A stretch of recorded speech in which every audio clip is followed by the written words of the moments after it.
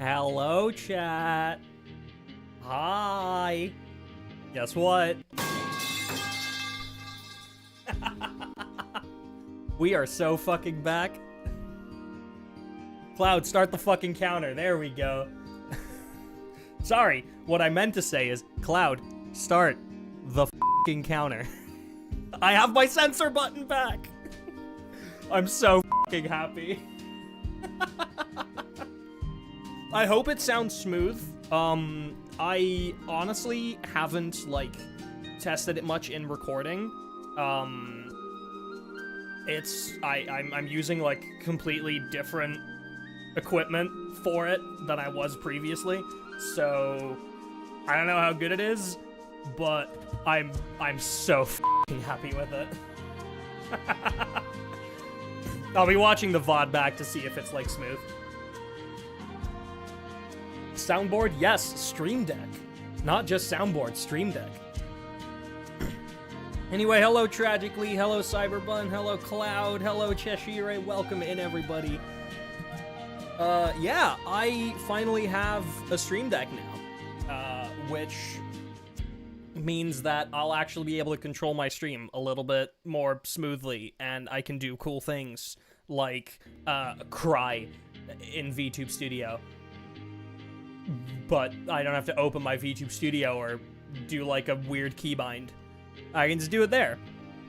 Or I can strip. Oh, that's all you're getting. I can't take off more. Out of there, I'm indeed in class, and this will probably be intermittent as hell during the stream. That's okay. That's okay. It's a short album anyway. This is one of the shorter, like, Genshin albums. I didn't actually check how long it was. It's only an hour and 30 minutes. You guy, thank you for the 5 gifted. Oh, hey, one went to Chelsea. Nice. Where the fuck are my alerts? Come on, YouTube, catch up. Catch up. YouTube, where are you at? No? No, we're just not doing it today? That's okay. Where the fuck are the alerts, bro? Hello? They are turned on. They're there. Oh, fucking Streamlabs hasn't even seen him yet. Yeah, Streamlabs straight up has not recognized that there have been memberships. No, that's great. Or Stream Elements. Thank you, Stream Elements. Appreciate you. What the fuck, bro? Well, as soon as Stream Elements decides to fix itself, I'll make sure to replay them. Thank you so much for the 3 months as well. I appreciate it. Having scuff are we? And not my fault. Let it be known. Not my fault. Okay? Not my fault.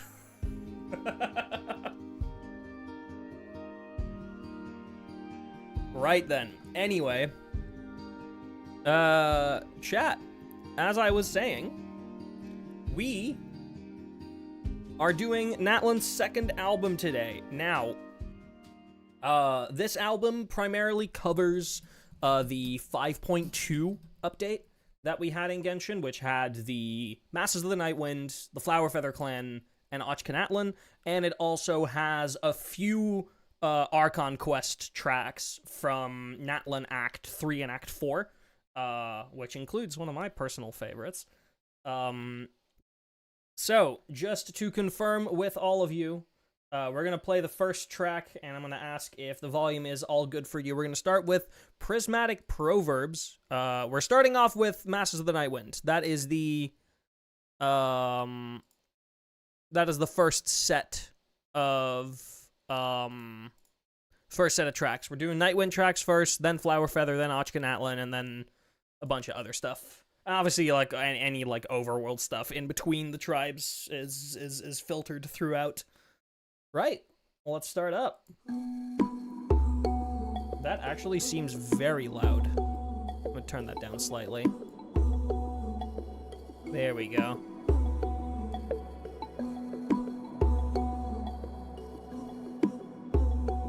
So, Nightwind is very interesting to me.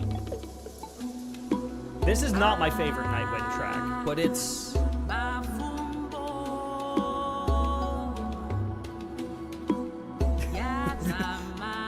I was gonna say, I wonder when Tragically is gonna sing the Swahili.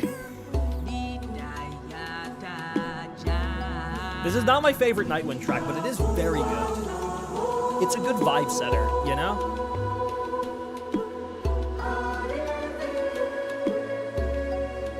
You didn't miss much at all. We're on the first track. We just started.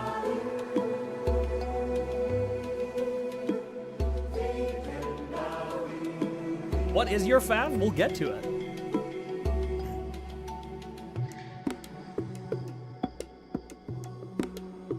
I really like how Nightwind is a lot, like, darker with its music as well, which obviously matches the vibes of the tribe. Nightwind feels very ritualistic, in a sense.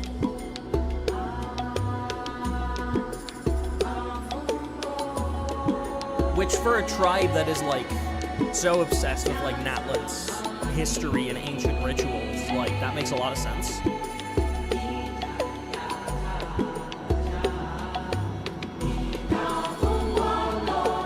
Oh, the vocal production on this is gorgeous.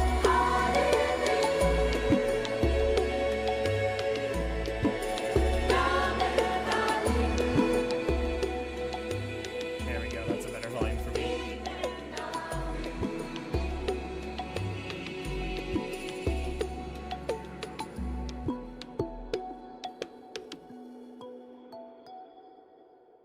Yeah, I really like how percussive Nightwind is, cause they don't ultimately make for their like main melodies. It's either like vocals or it's some sort of like percussive instrument, and that just gives like a really interesting sound to it to me. Like if we like there's some flutes in there in the background, but the vocals are carrying the main melody here, and like the driving force behind it is that dun dun dun dun dun dun dun dun dun, right? And that kind of continues throughout most of the song. Bum, bum, bum, bum. Right? And there's that like there's that driving percussion as well that kind of carries the whole piece forward, and it really sets like it really gives you like the rhythm and the groove of everything. And I fucking love that. I'm putting it in peak. I don't think this is the era defining Nightwind track. It definitely wasn't the first one that I heard when I went into Nightwind. The first one that I heard was a different one. But, I mean, Nightwind, I'm pretty sure is consistently, like, one of, the, most liked tribes music-wise by people. It's not mine. It's not my favorite. It's up there, but it's not my favorite tribe. We're gonna get to my favorite tribe today. Which, I mean, spoiler alert, I've already just spoiled what it is. But it's not my favorite tribe, but it is up there. It is probably like top 3. But it's just it's such a like soothing vibe. Like in terms of like tribes where I would want to live, like I've seen that question asked to people, like which tribe would you want to like live in? I understand why a lot of people pick this one. Right. Soothing of Soul and Sand. Next up. Let's go. Ah, of course.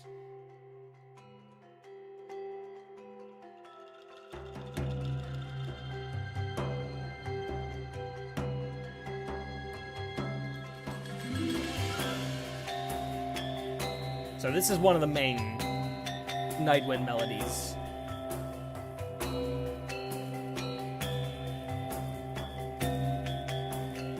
This melody does something very, very nice that I like a lot in a moment.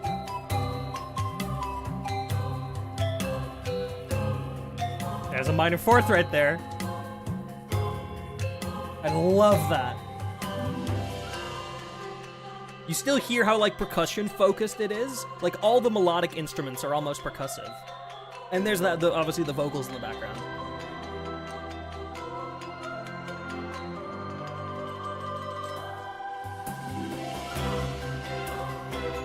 Now there's some strings as well.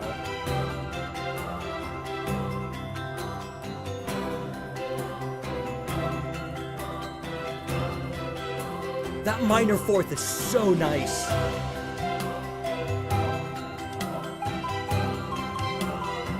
It's so nice. Oh.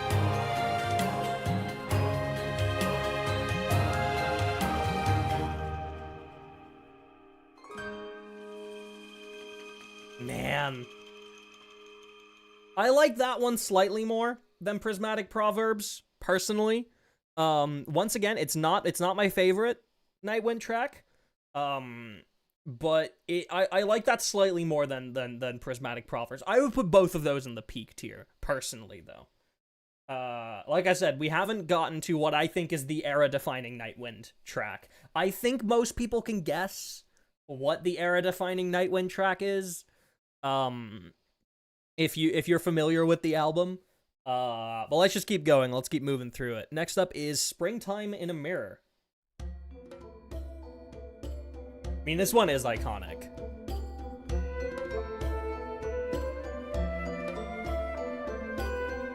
This is probably my least favorite of the Nightwind tracks, but that's not to say I think it's a bad track at all. I like it a lot.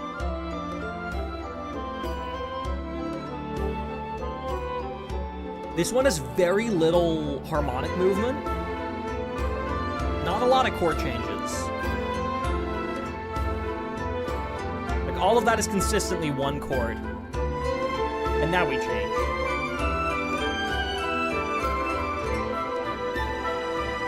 And I'm always a fan of songs that have a bit more harmonic movement to them.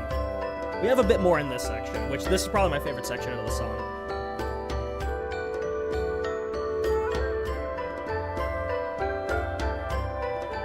I especially like this part of the melody.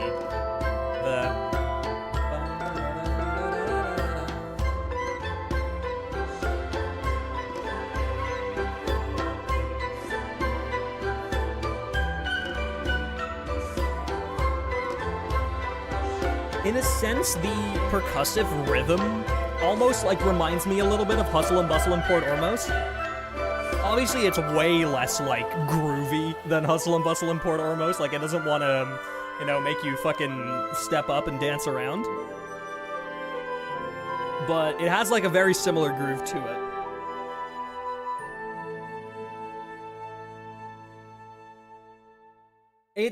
I still consider Night's Crown of Flowers peak, personally. It's, like, it's honestly, like, between these two. So I'm just gonna choose to put it, like, at the bottom of peak for now. I might demote it to very good. But, like, it is up there. I think it would be a shame to put any of the Nightwind tracks anywhere below peak, because it is, like, such a well-loved tribe. I mean, it is such a well-loved tribe, and I think that is in large part due to this next track. I think Night's Crown of Flowers is one of the crowning achievement tracks of Natlan. And, I mean... Oh, oops.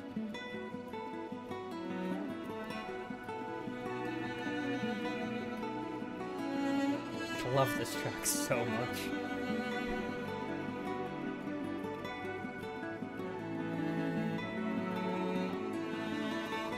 We can honestly listen to the little Lantern Rite EP at the end of the stream, because it's such a short album. So I'm down to listen to that.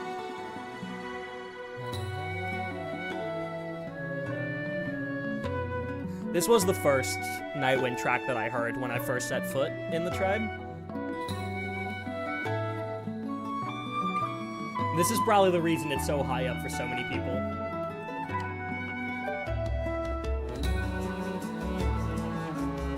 Really like those shakers in the back.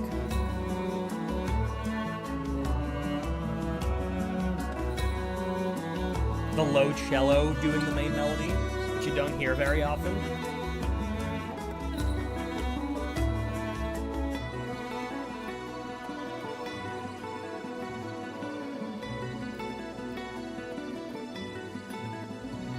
And then you think the track is over.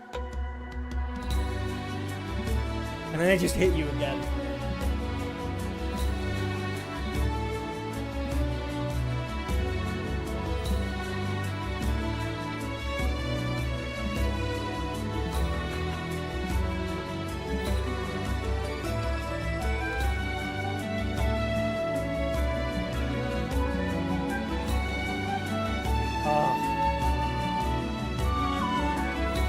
I love how they double the melody with that flute, but then they divert.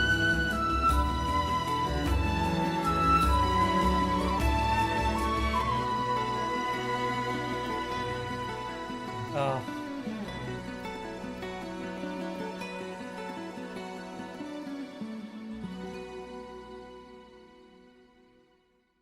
Absolutely beautiful. One of my favorite tracks off this entire album. It goes in era defining. There's no other place to put it. There's like 4 tracks on this album that like I already know I'm gonna put up there. There's a couple that I haven't really decided on, but there's 4 tracks on this album that are absolutely gonna go up there, and nobody can fucking change my mind. When is the next album for the new map? Do we know? They haven't announced it yet. I wouldn't be shocked if we don't see it until the next Natlan map expansion, or next Nodcry map expansion. But we might. They might do another short album like they did with this one. Because initially when this area released, I was like, oh, we're not gonna get another album until the next area's out, because there's not enough music to fill a full album. But then we got Eternal Sun, Eternal Want anyway. And they just like included like the Archon Quest tracks and stuff as well. So maybe we'll get it earlier. It may, like, I guess if they also include like cutscene tracks from the past few Archon quests, there's obviously the Rayrear fight theme as well. They can probably do an album. Historically, they would announce it around the time of the next reveal stream, which is this Friday. So hopefully we'll get a release date of the album around then. To my knowledge, there is also an update coming to the rhythm game next patch with some new Notcry tracks. So that would be a good time to release the new album. So maybe. And obviously, as soon as that album is out, we are doing another stream of it, naturally. I really liked doing the first Nodcry one, and so far the new Nodcry tracks have been incredible. I've been slowly, very slowly getting through the exploration of it. I just haven't had a lot of time. I think there's one area left that I need to do. And I need to do, like, the majority of the Eat the Wild World quest still. So yeah. Anyway, let's keep going. We have a Fragment of Night. We're almost through the Nightwind tracks. Oh. I'm sorry. I remembered the track and I'm like, yeah, sorry. This is my second favorite Nightwind track.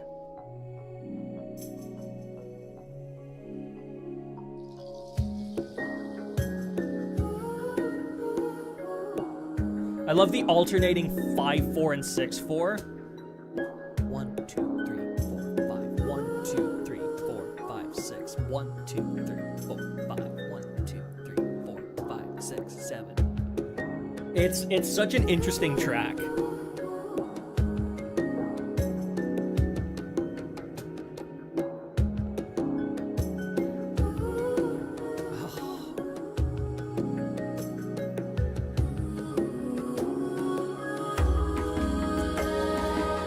Favorite album of the whole game? I don't blame you. For me, it's probably between this, Radiance of Flame, and Shimmering 5.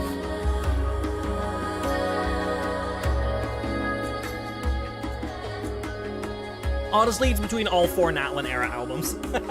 If I have to be fucking honest.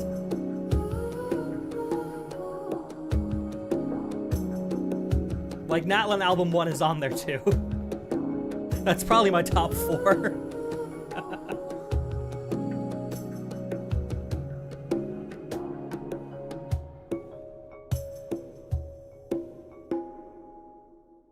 I love that track so much. It's a constant, like, call and response between the, like, percussive elements and then the vocals coming in with that da da da da da da da. But the interesting part about the call and response is normally in a classic call and response, they're both, like, equal length. Like, you have the call taking, like, a measure, and then you have one measure of the response, and they're both like either 4 beats or 6 beats or whatever. But that's not the case for this track, because this track is constantly alternating time signatures from 5 to 6 and sometimes from 5 to 7.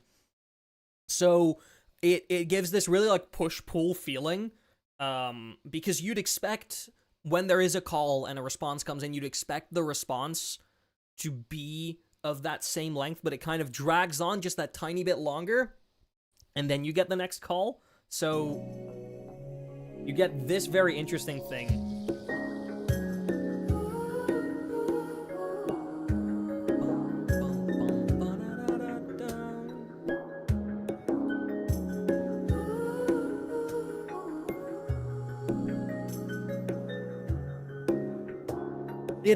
It's a very interesting way to write, and I like it a lot.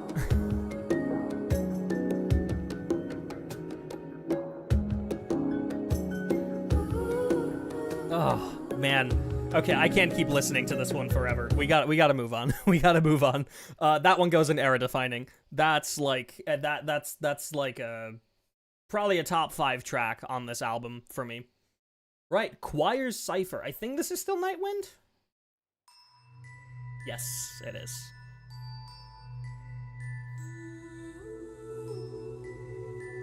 We're in the nighttime tracks for Nightwind now.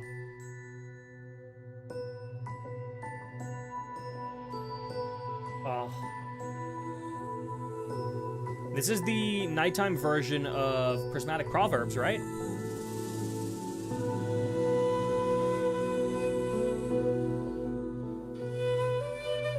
Yeah, it is. It's the same melody.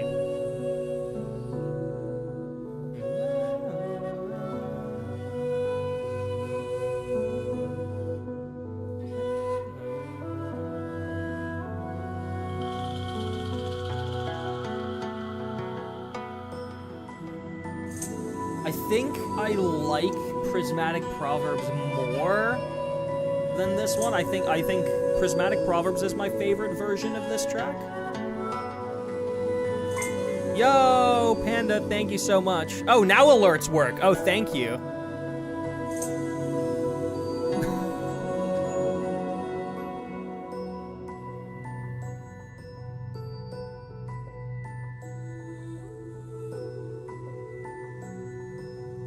Yeah, that make you might be right. Like that this plays. I think it might be reversed. I'm not quite sure. Anyway, Panda, thank you so much for the 2 years. My God. Yeah, I think I'm putting that one slightly below Prismatic Proverbs. I think I prefer like the actual like lyrics and the proper like full Swahili vocals. I really like the vocal production on Prismatic Proverbs, but I like how like toned down that is. That you still get like the same melody, you get the same vibes, but it's just it's rearranged in a way that makes it fit a nighttime track a little bit more. Next up, Where the Mists Enshroud. Holy shit, 39 months on Twitch? Panda, my God. 39 months over here. Oh, now the TTS works too. That's great.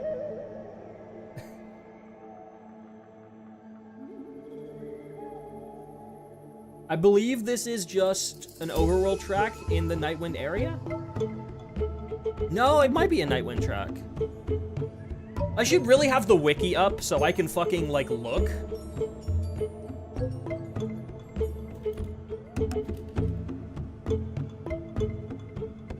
Because, like, the wiki does have all this info.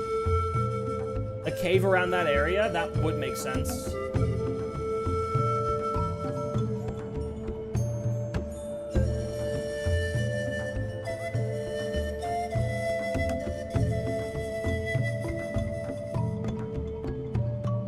Yeah, this plays in the grotto and in the Sanctuary of Cultivation.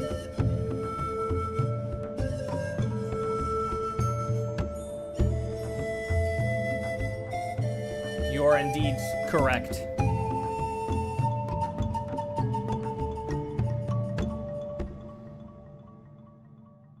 I mean, I would say that's probably a wouldn't skip for me. I don't think that I would, like, if it comes on, I wouldn't skip it, but it's a good track, it's a good vibe setter, but I don't think I would, like, go out of my way to listen to it.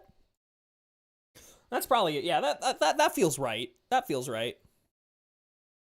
I don't feel mean saying that. Right, the next one is just a daytime overworld track for the 5.1 area. Cloud of 13 Katuns. Katuns? I have no idea. Oh, of course. Yeah. It's this one.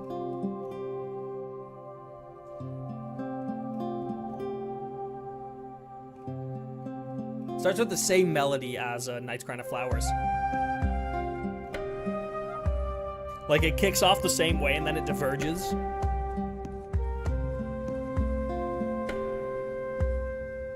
Starts with that da-da-da, and then Night's Crown would go da-da-da-da-da-da-da.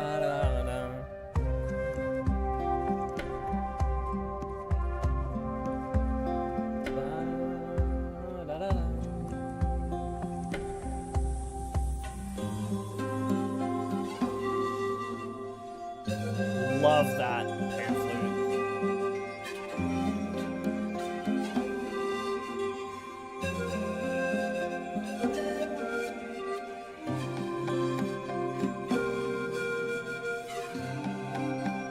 Reminds me of Frost Moon Scions. I can kind of see it.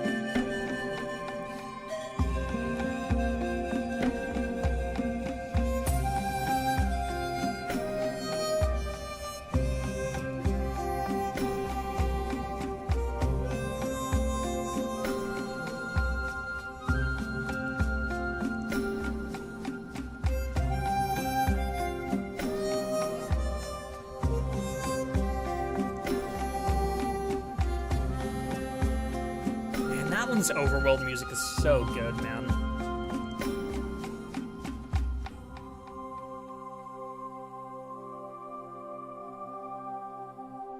I love that ending. I would say this isn't very good to me. It is memorable. I wouldn't say it's peak or era defining. There's definitely better overworld tracks in this area, so I'm gonna put it in very good. Because it is a memorable track. Like, as soon as it kicked in, I was immediately like, oh yeah, it's this one. Right, the next one is another daytime overworld track. Tanyolche's Memories. Which one is this one again? Oh, of course. Oh, me when I mess up. There we go. Oh.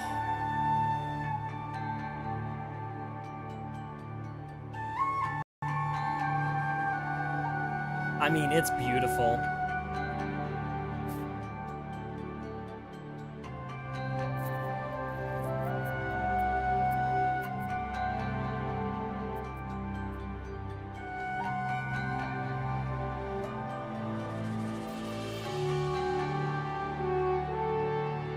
Oh, that horn. Oh.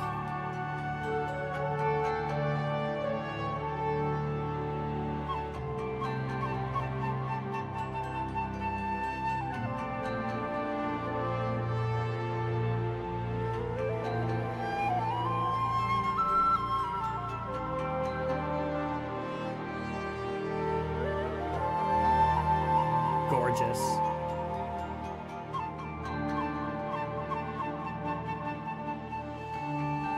Yeah, that one goes in peak.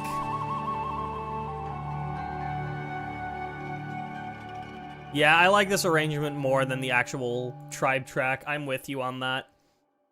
I like that this is one of those instances where it very clearly references a Nightwind track, but it plays outside of Nightwind, like it plays around the tribe when you're just exploring in the general area and you're not necessarily in the tribe. I really like that. I really like it when they did that in Natlan. Right, where does... I'm just gonna assume that Touring the Dawn is also a... Yep, it's 5.1 overworld track. Right, Touring the Dawn. Oh. This one makes me happy.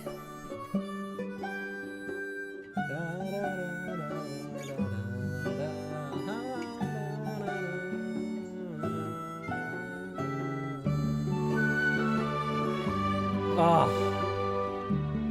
I mean, this one feels more Flower Feather than Nightwind to me.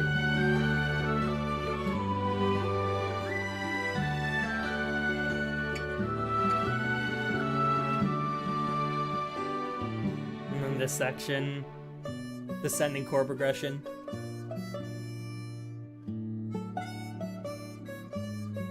Ah. Oh.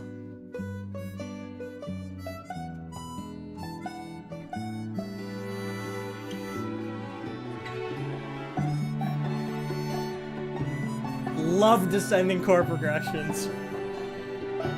The ending in that minor fourth before resolving it back. And then 4, 5.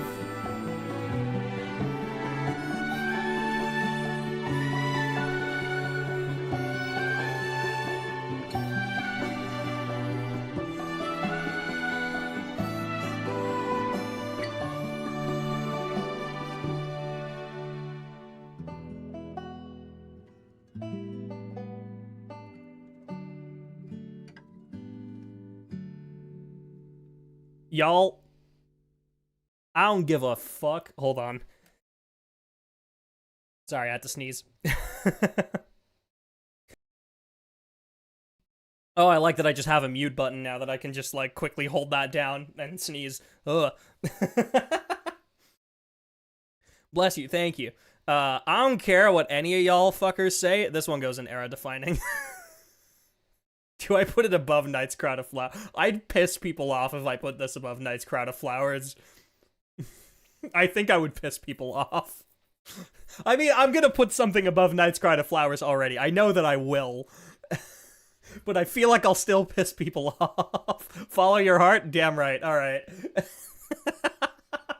I love that track so much. I love Touring the Dawn so much. Flower Feather is my favorite tribe in Natlan, music-wise. It's just... The reason why is not because, like, I necessarily think it is the best music in Natlan, but it is the one tribe where every single track just makes me feel unadulterated happiness. It just puts a smile on my face. Like, every time one of their tracks kicks in, immediately I'm just like, oh, this is nice. Like, this is joy and whimsy. Right? It's fucking joy and whimsy. That's literally it. That's the reason it's my favorite tribe. Because it's just, every single track is just joy and whimsy. And it just makes me happy. Right, next up, Hanging in the Heart of the Wind.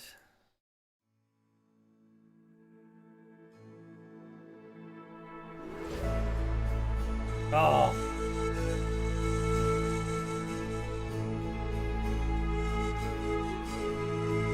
Fuck, dude.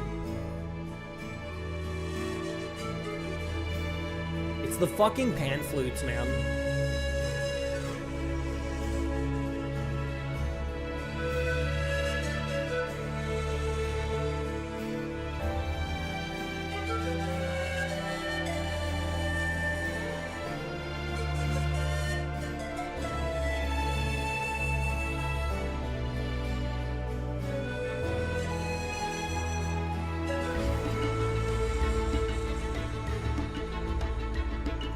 Maybe you guy, but probably not anytime soon.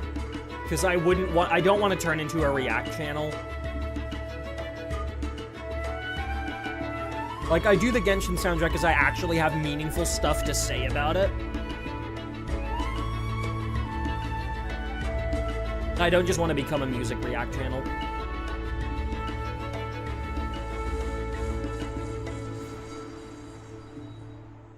I'd say that one is would I put that in peak or in very... It's Natlan, it goes in peak. Like, yeah, no, it does.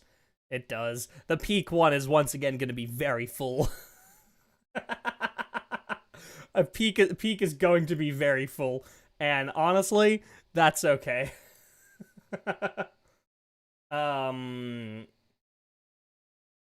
Right. We still have more just overworld tracks. We're in between Nightwind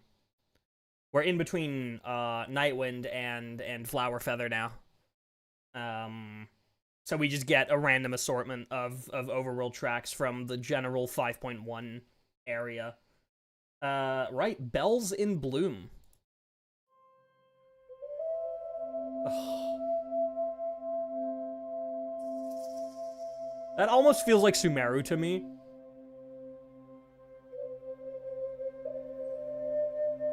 Like, that almost feels like Sumeru Rainforest to me. Which is a good thing, for the record. Obviously, now it doesn't anymore. But just with that intro, it does.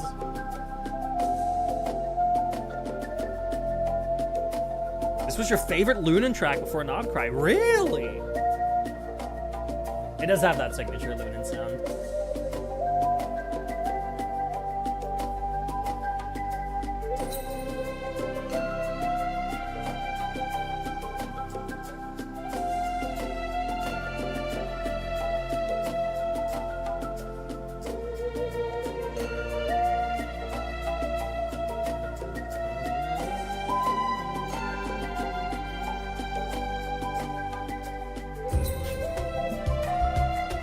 Really like the percussion in this one.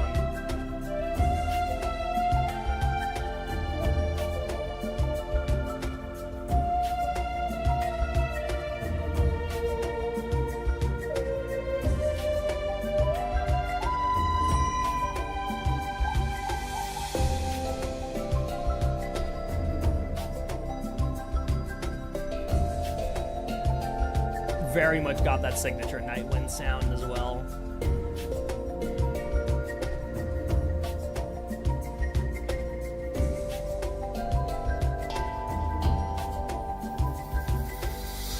Sometimes I wish these tracks were longer, man. Because that's it. Sometimes I really wish these tracks were longer than like a minute and a half. Like, I get why they are, and honestly, like, the fact that they are so short means that we get a lot of them, which is cool because we get to, like, hear a lot of different expressions of an area. But sometimes I wish these tracks were just a tiny bit longer, man. I think that one goes in peak as well. I wouldn't put that in very good. I definitely wouldn't put in era defining, but that track is just very enjoyable. Beyond the Flute's Whispers makes me like the sound of that track name makes me think it's Flower Feather, but I'm not sure. I don't think we are at the Flower Feather tracks yet. Nope, this is Nightwind. Oh, this is the alternate version of Knight's Crown of Flowers.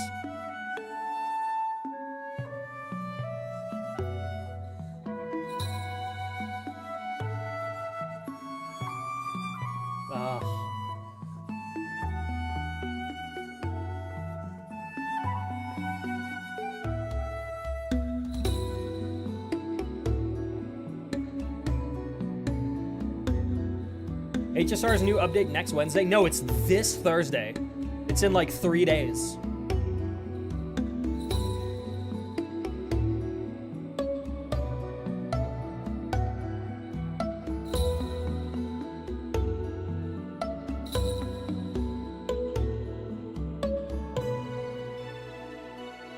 It's Thursday night / Friday morning, depending on where you live.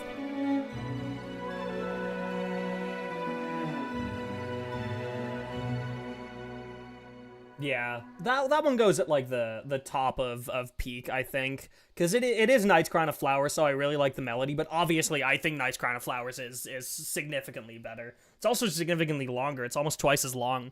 But this is it's a very nice variation on it that I enjoy a lot. Yeah, the HSR update schedule has been thrown off a little bit by the delay. So it's coming out 2 days later than an update normally would. They probably just wanted to get it out as soon as possible because it's already been delayed, so they didn't want to wait like another half a week. But updates should be back on schedule as normal afterwards. And on top of that, the next patch, 4.1, is only going to be 4 weeks, as opposed to the usual 6, so that we can get the updates back on schedule. It's what they did with, like, Genshin when we had the delay during, I believe it was 2.6 or 2.7. And then once Sumeru came out, like, the first 3 or 4 patches were only 5 weeks each, as opposed to 6, so that we could catch back up, right? Right, anyway, next up is Frosted Hue of Stars. Oh. It's another Nighttime Nightwind track? Yeah.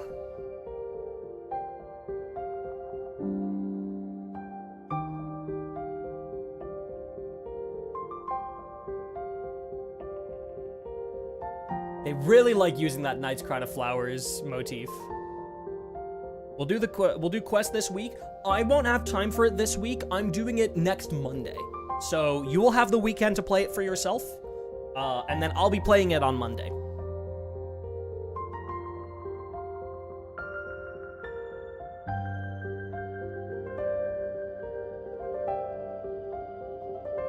Oh. It's so short, but it's such a nice piano.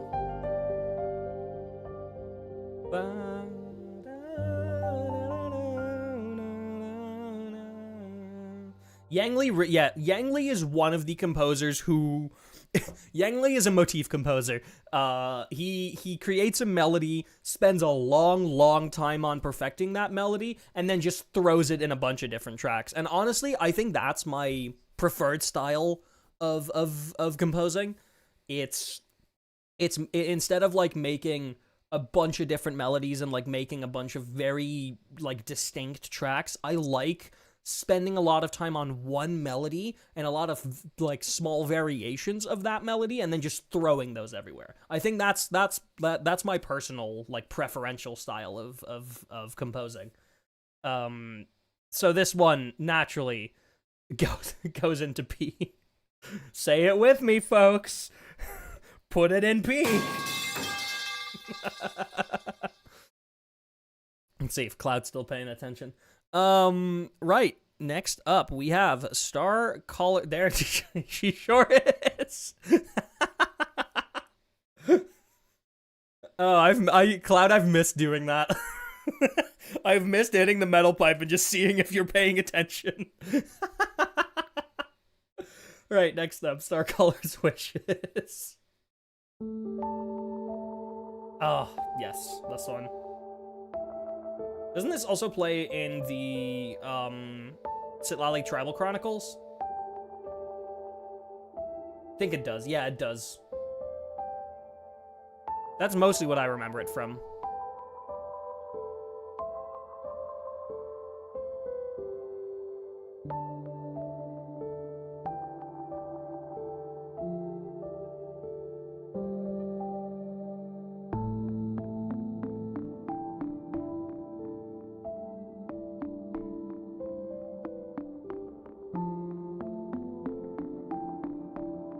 It's such a soothing track.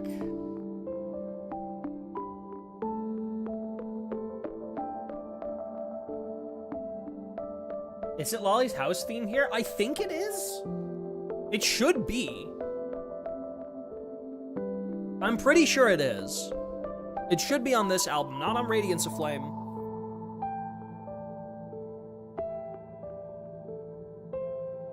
Is it on Radiance of Flame? Oh, man. Damn.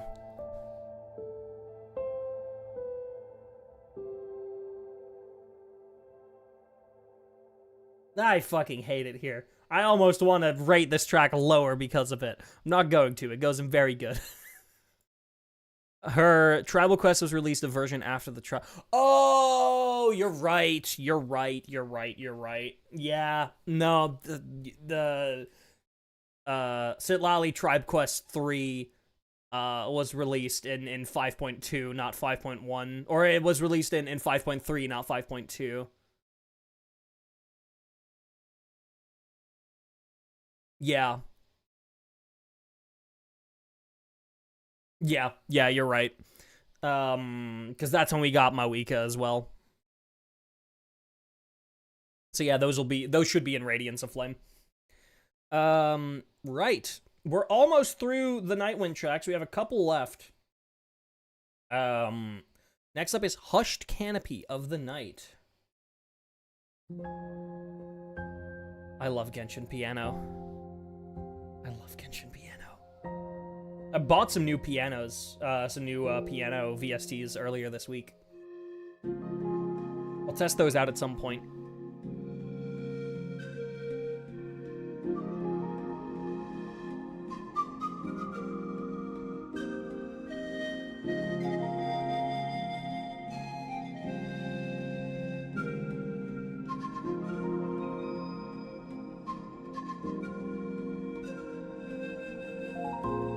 Oh.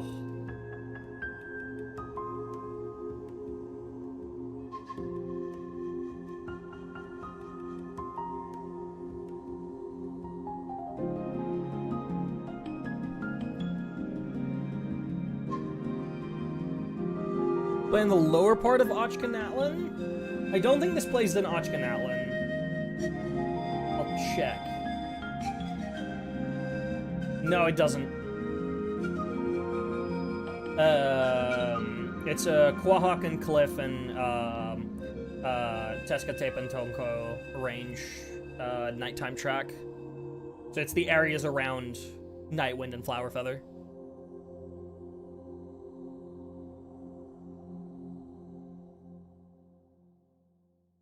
Oh, say it with me, folks. Oh, oops, I didn't mean to continue yet. Say it with me, folks. Where does it go? It goes in peak. Wrong track. There we go. It goes into peak. Right. This next one is I believe one of the more generally liked tracks from this area. It's Once Upon a Time in the Vale. Yeah, I mean this is a classic. Bring in that signature Flowerfeather whistle, please.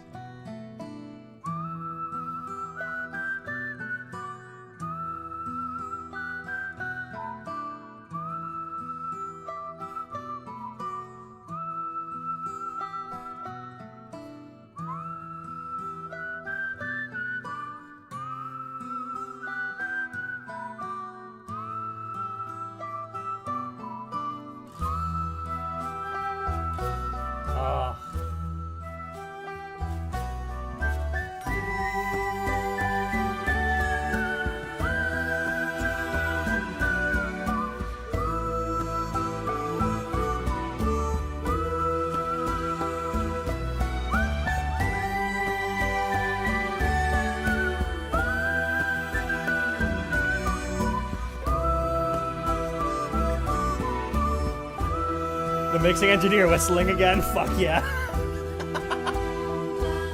That's me, honestly. I would do that.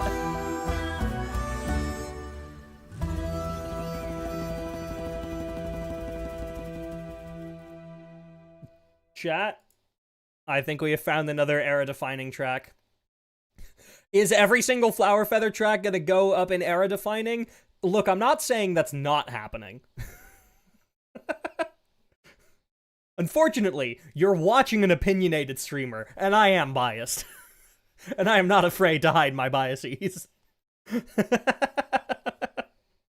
Right. Next up, Homeward Bound. Oh, man. Oh.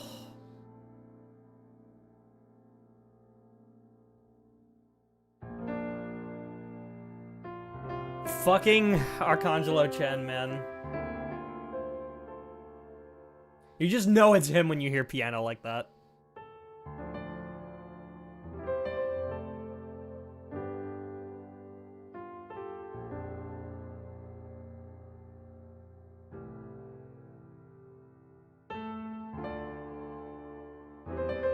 This also plays in Chaska's Tribe Quest.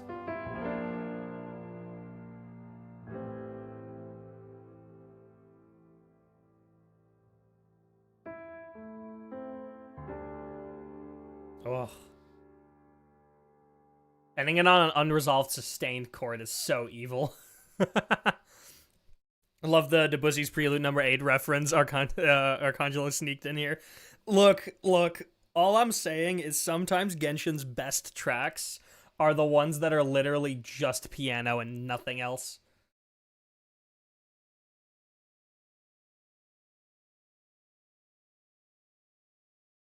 I love Genshin's like piano only tracks so much sometimes. That one goes pretty high up in peak.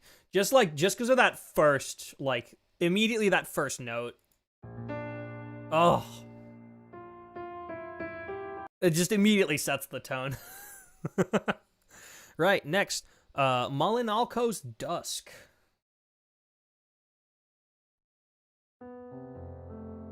Speaking of piano only. Oh, never mind. There's the flute. That's not a flute. What is that? Is it an ocarina?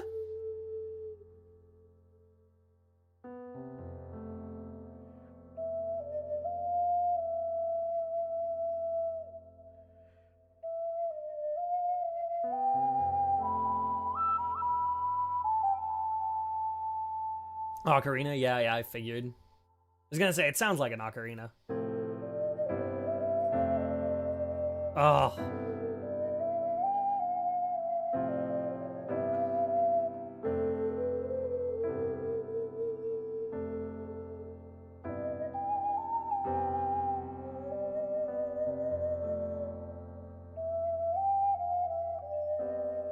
It just feels like a calm jam session between a pianist and an ocarina player. I really like that. I think I'm putting that in very good. I don't think I'm putting that in peak, but I think that's like, it's a very nice track to listen to. As Malinalco's Duck, quack quack. Of course you fucking would. Right, Mountain's Hymn is up next.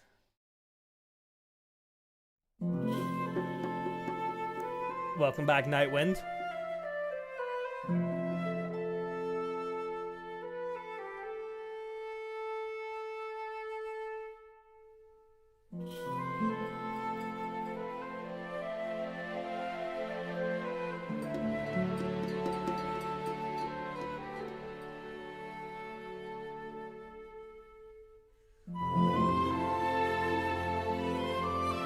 So this is an alternate version of, is it Springtime in a Mirror?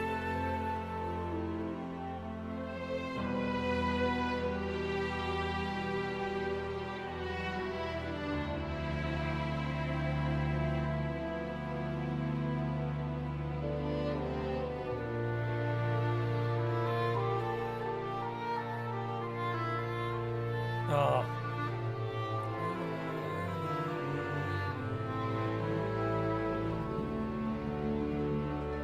Really like that major key resolution. And then just a little piano treat. Just because Arcangelo was like, yeah, I gotta throw some piano in.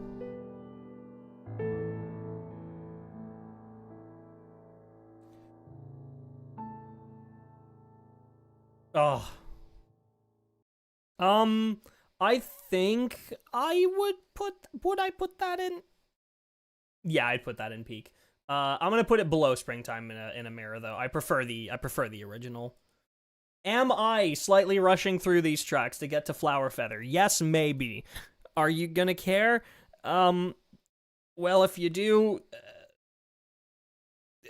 wrong. Extremely loud, incorrect buzzer. My stream. Anyway, Dance of the Brown Deer. Oh, classic.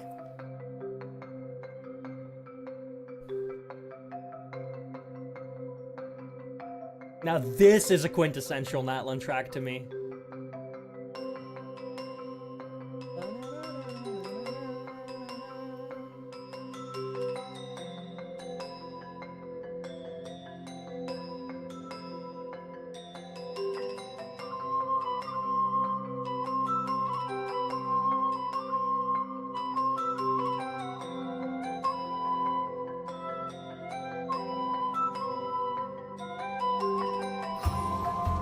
Oh.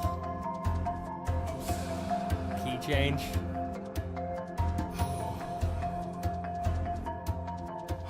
Paja, you're treating us.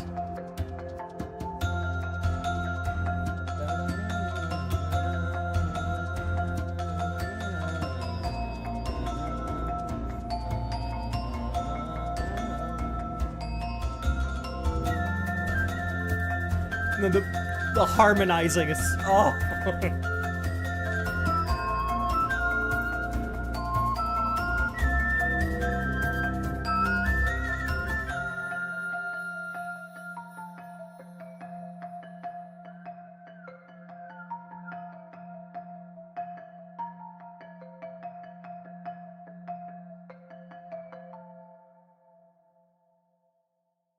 Man, it's just look.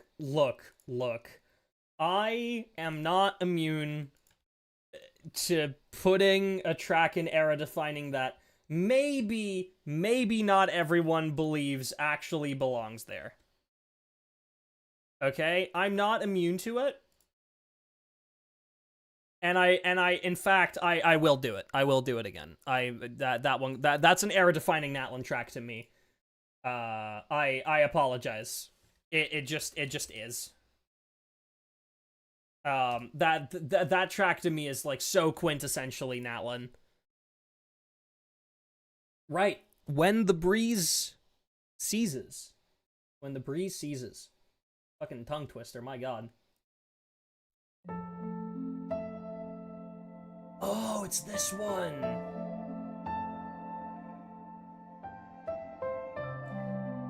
This plays in the island, right? The island off to the west side of Nightwind.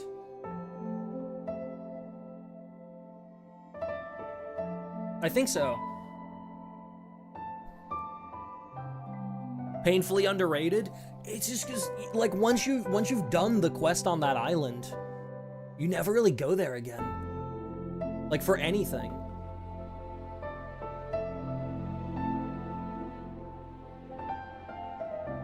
Oh. A little chromatic walk down on the piano, just those three notes, the da-da-da.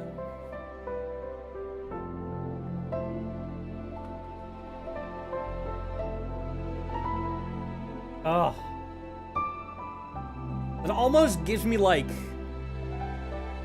Gen 4 era Pokemon vibes.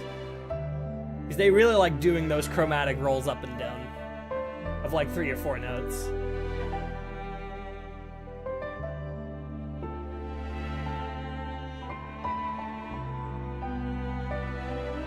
Ugh.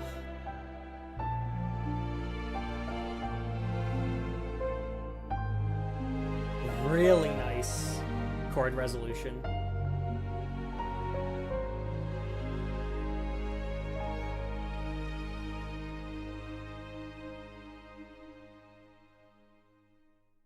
I say resolution, but they don't actually fucking resolve it. Right, it gets a couple of points docked for that. It still goes in peak, though. I put it somewhere, like, in the middle of peak. Oh, hey!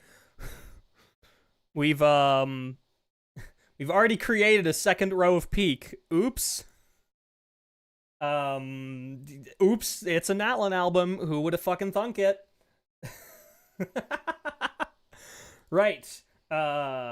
Last track before we continue on to Flower Feather proper. Reign of an Ancient Dream. Which I believe also plays on that island. Yes, it does.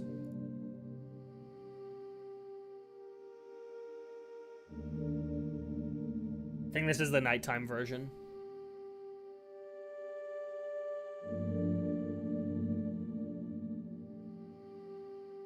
Oh, there's actually no day-night distinction between these two. Huh. They both just play in the area at any time of day.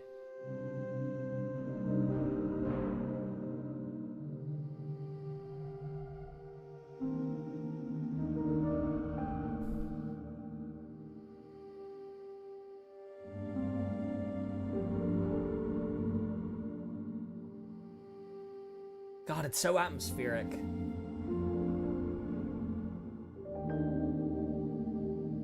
Is this Yang Li? Yeah, it is. That one goes in wouldn't skip just because there's not a lot happening in it, but like it's a really nice listen. Like I could fall asleep to that. Put that on loop for an hour and I'm out. All right, chat. We have arrived at the point that I have been waiting for the last hour. Y'all ready for some fucking Flower Feather?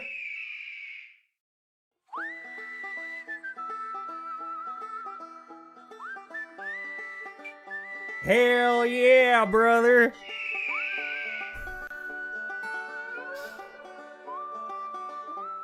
Get that drum in there.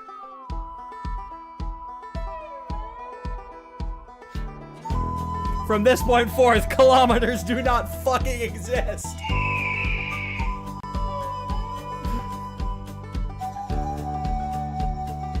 This puts such a smile on my face, man. This is still my teapot track.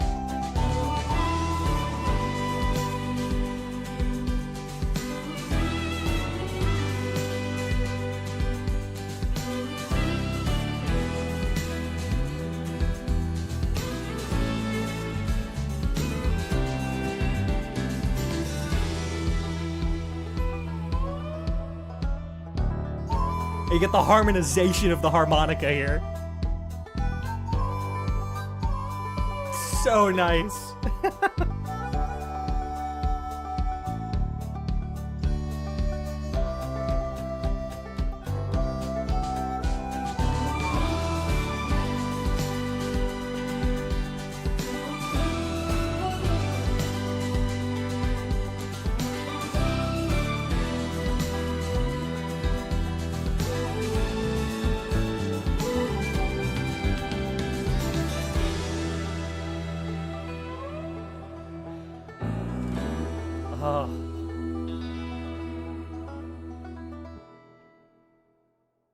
That was the first track I heard when I set foot in Flower Feather, and I remember my reaction just like stopping immediately and going like, "Ayo, what?" Top of era defining. Sorry. What the fuck? And sorry. I mean, what the f is a kilometer? Oh man. It's so nice. It's so fucking nice. It's just, if you want to put a smile on my face, the first few seconds of this track just... I just immediately from there, I'm like, okay, yeah, I'm in. Out of curiosity, did the mixing engineer do the whistling? I need to check. Yep. He sure did.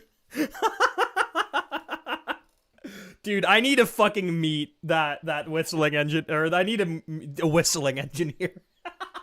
I need to meet that mixing engineer, man. Whistling engineer. Yeah, no, he's the whistling engineer. Oh, and obviously fucking Ziegler directed it. Robert Ziegler, my goat.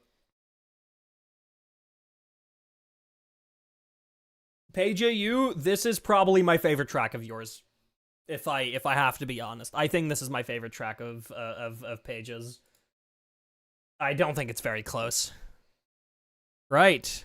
Next up, we have Salute of... Oh wait, it's Eagles. There's multiple. There we go. Salute of Eagles. For reading, because I could have sworn to you that it was Yuxi. Mm-hmm. Ah. This one also just makes me happy.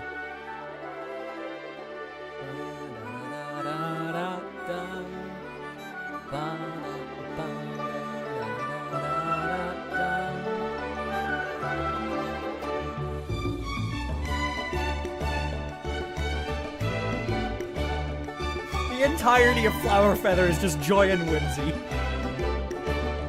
And I am so not immune to joy and whimsy.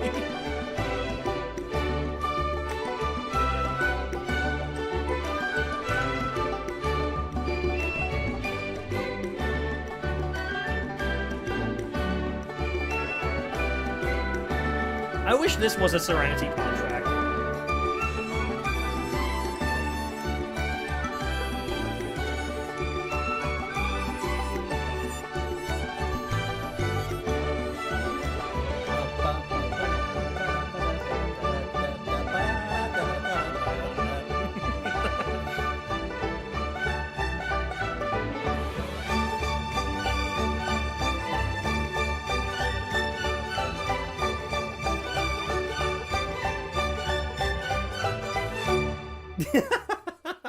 It's such a fucking happy track, dude. That ending is so, like, it's overtly whimsical. Like, it's almost too much. Almost. That one goes at, like, the top of peak for me. I wouldn't put that in era defining, but, like, it's high up there. Right, next is Idle Hours, which I believe is a nighttime track. And then we have one more track left, and then we're already done with disc 1. Oh! Hell yeah, brother!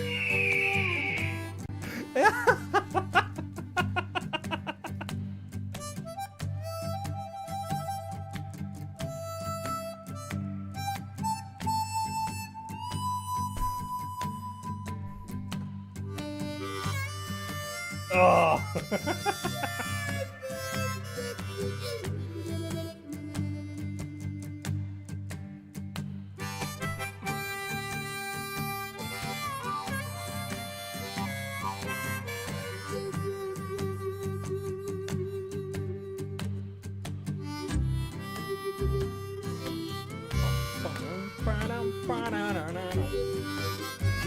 This, like, has a lot of, like, traditional blues tendencies.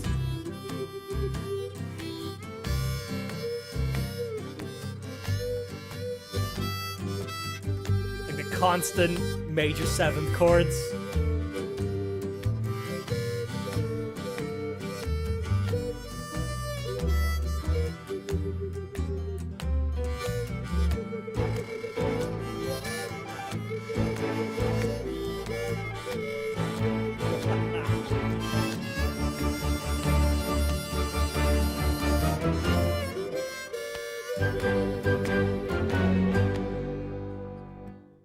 It's what I love. I love how, like, bluesy these tracks are, because, like, you really have that, like,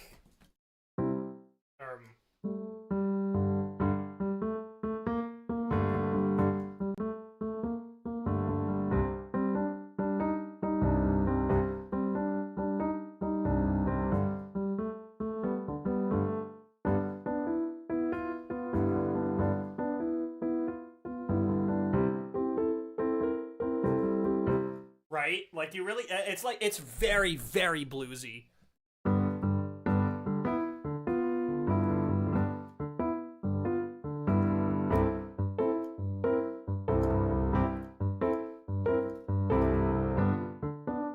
It's like that 1 major 7, 4 major 7, And then it's 5 major 7.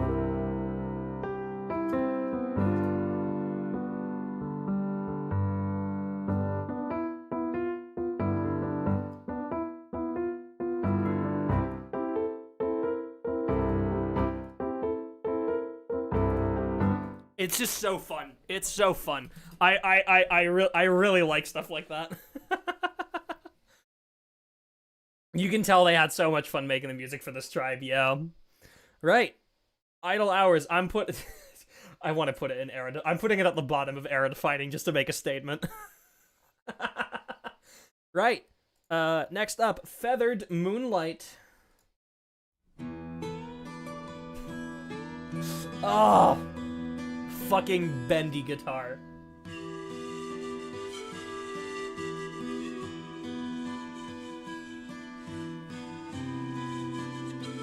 Yeah, this is a nighttime flower feather track.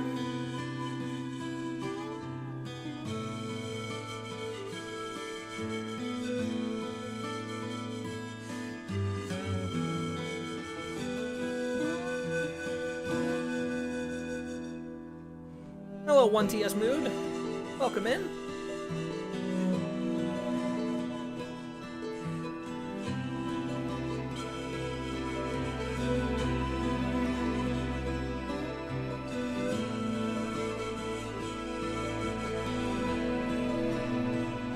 Oh, it's Mood. Oh, yes.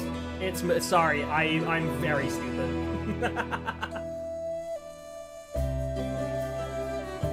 Oh.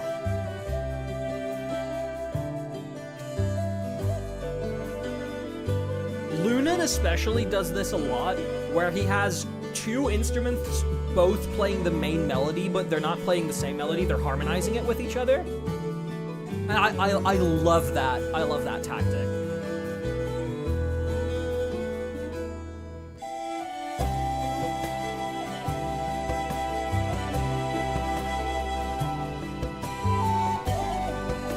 Oh.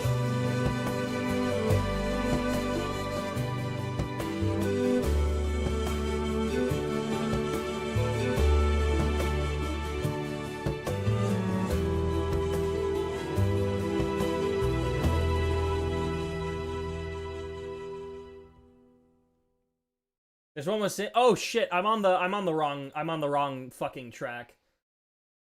Yeah, this one is Jinzhao. Oops, my bad. I was on the tab of the next track already. I was messing it up, but honestly, Genshin composers all do that quite a bit, especially in this album. I feel like I've already heard it a lot, where there's like two different instruments, both playing the same melody but in different, like both playing the same intervals, but different starting points. So they harmonize with each other. Like there's one instrument playing the bass melody and then a separate instrument playing the melody a third up. Not like the same instrument. It's not that they have like two flutes. If we are talking Genshin, are leaks allowed? I prefer not on stream. No, thank you. I would prefer if we keep that away from here. Especially when it comes to like story stuff. If it's about the release of a character, like that's already been confirmed, like that's already been drip marketed, I don't really care. But especially like no like story or map expansion leaks or anything like that. Right, I think I'm gonna put that like high up on peak once again just to make a statement. I love Flower Feather. Right, and that means we are done with, what about an unreleased track? Then definitely not. I definitely don't want to hear unreleased music, no. I'll be honest, there are some things that I do look at, like I look at the character kits that people post. But music is one of the few things that like I never listen to before playing. Because I want to have a raw first reaction to it when I'm actually playing the game. Especially because a lot of the beta tracks are also, until the very end of the beta, they're still very usually synthesized instruments. They're MIDI instruments, not live recorded yet, so they're unfinished. So I like hearing them when they're actually properly finished. Anyway, we are leaving the two tribes, and we are heading to the ancient Cinder City of Natlan. I believe Fading Dawn, the first track of this disc, is the track that plays when you're flying up to the Tonatiuh, however the fuck you pronounce that. I do listen to the beta tracks, and quite frankly, that sometimes ends up being counterproductive. Yeah. I like listening to the beta versions of tracks after I've heard the, like, fully finished one, because it's interesting to hear their process, right? Like, I remember back when the Natlan Archon quest finished, and we had Ode of Resurrection Recapitulation as, like, the final boss track. I remember listening back to the different variations that were put into the beta and hearing kind of their process of how they altered those tracks.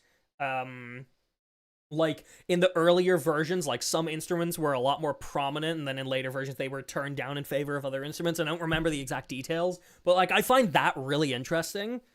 But that's usually where it ends for me. I usually don't listen to beta music ahead of time.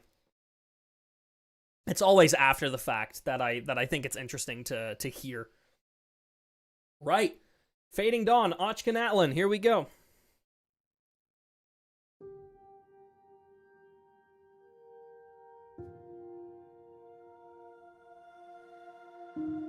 Oh.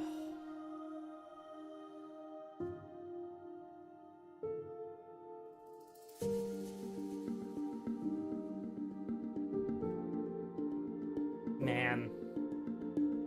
Yeah, this plays during the quest. This plays during the world quest. Hello, Truncation. Welcome in.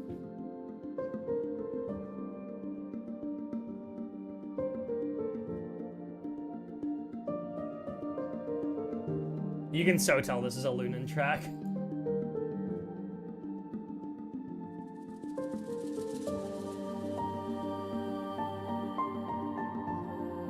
Oh. I so understand why they put this as the first track on disc 2. Normally, they don't really put, like, quest-exclusive tracks at, like, the starting point of an area. But I'm so glad they did here.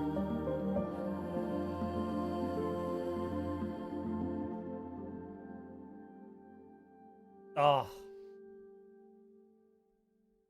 It's such a beautiful fucking track. That one, like, it's high on peak. It's really high. There's definitely some Natlan tracks that are going to be popping into era-defining. Natlan is one of my favorite areas in the whole game. Exploring it for the first time was really, like... I'm almost sad I didn't do it on stream, because it was fucking something. It really was. But I like doing exploration in my own time and just being, like, wowed by it on my own. But that was one of the few areas where I was like, man, I wish I had done that on stream. Right, next up, Afterglow of the Sky, which I believe should be the first...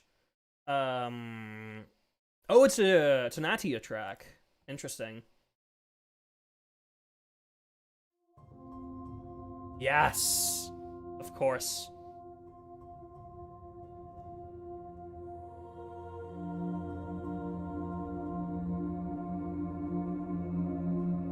I love that they made this an actual area on the map that you can just fly up to and fall all the way down from, and that it's not in a separate load zone.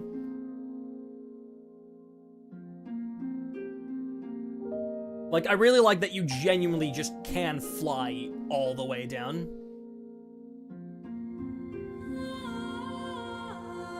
Oh. Honestly, this one almost feels Nod Cry.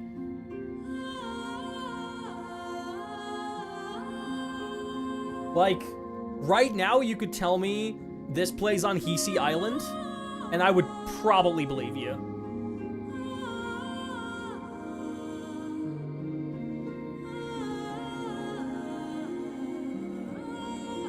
Ziyuche.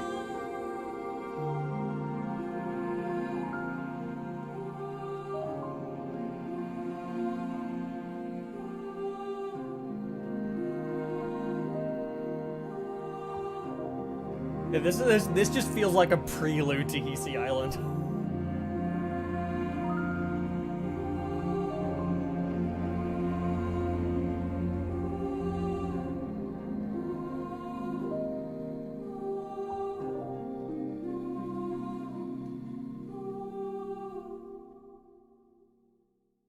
Man. Little fun fact, if you have both Aoife and Mawiki, you can try to fly from the Tanaji to the EB Summer Sumeru resort. You mean the easy breeze. Wait, what do you mean? Oh, Summers. I was like Sumeru. Easy breeze Sumeru resort. What? I must have missed the fucking memo. I'm not shocked that you can. I'm pretty sure you might even be able to do the same with like Sitlali or something.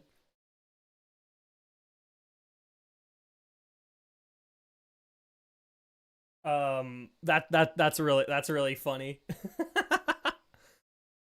Or you can probably do the same with Chaska. Like Chaska and Aoife. That probably works. Oh, where do I put that? I mean, it's high on peak. Fuck, our peak category is gonna be full once again, y'all. All right, we're still on the big island, up in the sky. We have a Yuxi Wang track, "Sigh the Breath of Yore." Now this is the track I associate with this area. This is the track I associate with this area the most.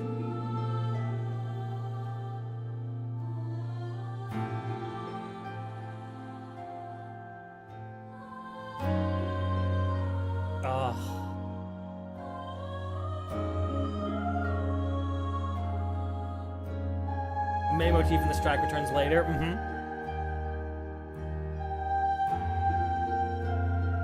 Love that major key resolution.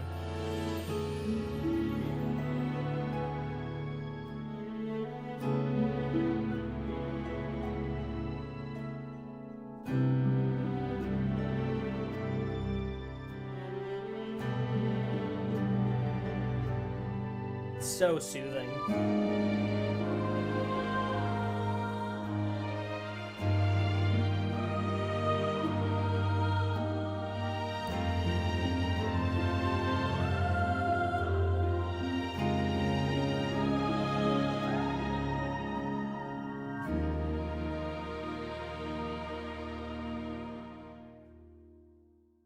It's such a nice track. I almost just want to put that in era defining because I do believe this area was like really fucking important. Yeah. No, I'm gonna put this like low of era defining. Once again, just to make a statement. Right. For an Unmarked Grave, I believe is just a general Ochka Natlan track. It is a Yang Li track. Ooh. Or an Unmarked Grave. Yeah. Yeah, this is Ochka Natlan through and through.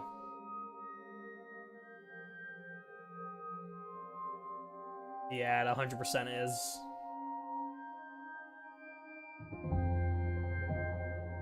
Ugh.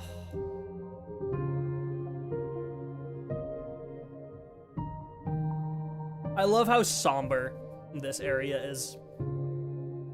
Because obviously it's, you know, it's a ruins of an ancient civilization.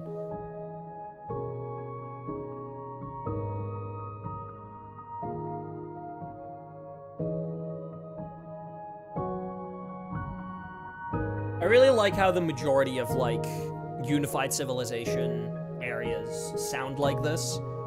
Like, there's very similar sounding tracks in Onkonomiya, in Remuria, even in the Chasm.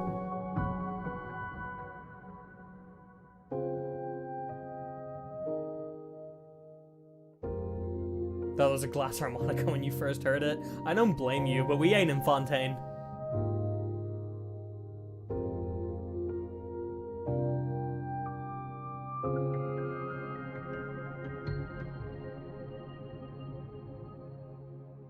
Oh, beautiful. Is that what I would call the signature Natlan track? I mean, the signature Natlan track is one of the battle themes that we're going to get to later on Disc 3, but... Oh, man. I'm so close to putting it up here. Like, I'm so close to putting it up here. It's peak at a minimum. But that just feels like... That feels like the Natlan track to me. And that might just be because, like, this is the first major one that we've heard. Maybe if I hear another one, I'll go like, no, actually, this one is more signature to the area. But, like, this feels like the Natlan track to me. I'm putting it up here. Right, next is A Dream Yet to Come, which is another Natlan track, also by Yang Lee. 2 in a row. Yeah.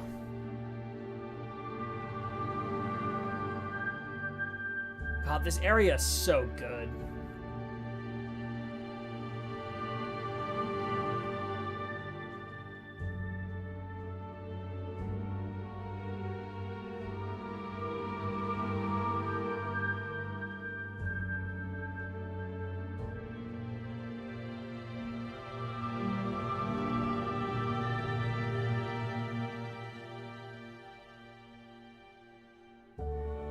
Are we just doing the BGM, or are we including combat songs? We're doing the whole album, so yes, that includes combat songs. All the combat songs are on disc 3, so we're getting there in a little bit.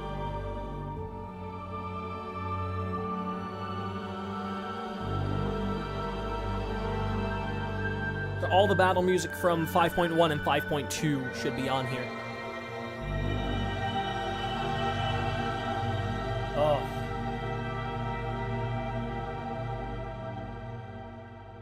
Yeah, this one goes in peak, I'm afraid. Say it with me, chat. Where does it go? Yippee! Put it in peak. Right, Hidden Path Above the Savannah. I believe this is a track that plays in between Flower Feather and Natlan. When you're, like, making your way over, like, the, little, like, pillars on the south of Natlan to the actual main area. I believe that's where this plays. It's a Yuxi Wang track.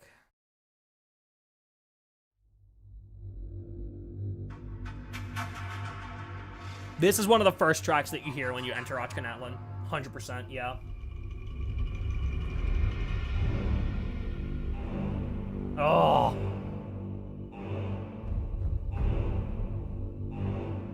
It's such a tone setter, dude. Yeah! It has the fucking reference to Anthem of the Savannah.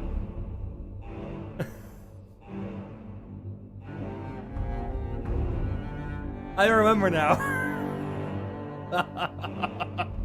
It's so good, yeah.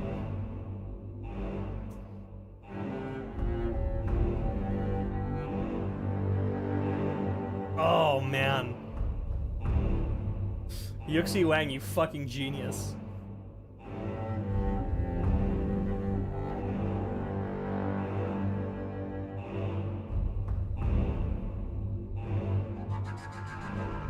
Oh.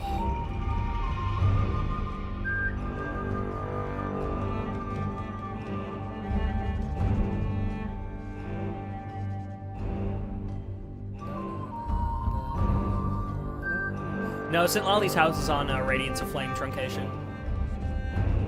It's on the next one, because that was 5.3, not 5.2.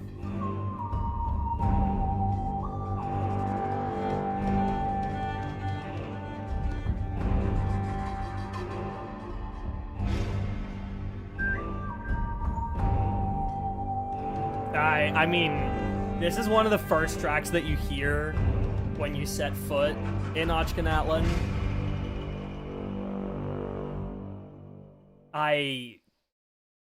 That one goes above for an unmarked grave. It's just it's such a like, oh oops.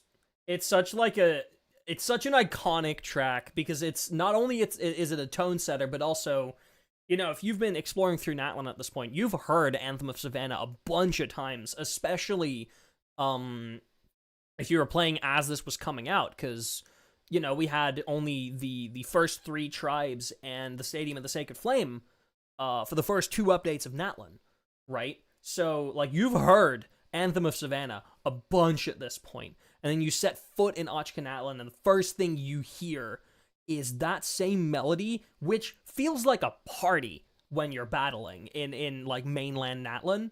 Like, it feels like a celebration. It feels like you're fucking dancing with the enemy. And then suddenly that motif kicks in that form, and immediately you're just like, oh fuck, okay. Like, it's so well executed. And I do believe something like that can only really be executed like in a later patch after you hear the original. Right? Because if you were to just hear them so close together, you can be like, oh, you know, that's just a motif that just happens to play throughout Natlan. But now you associate that melody so much with that one battle track, because it doesn't really appear anywhere else. And then suddenly it's here like 3 months later. That's the only way they could have done something like that. And it is so well done. Right. Next up is Someone Walked These Paths, which is an Ashflow Street track in Natlan by Yang Li. Let's go. Ashes, or Someone Walked These Paths.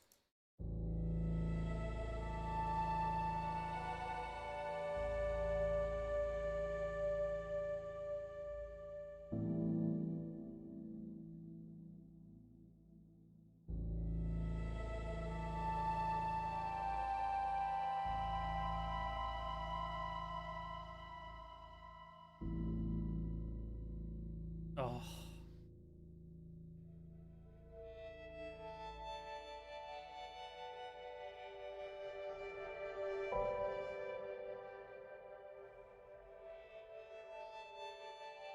Once again, such a I got an ad free me. No.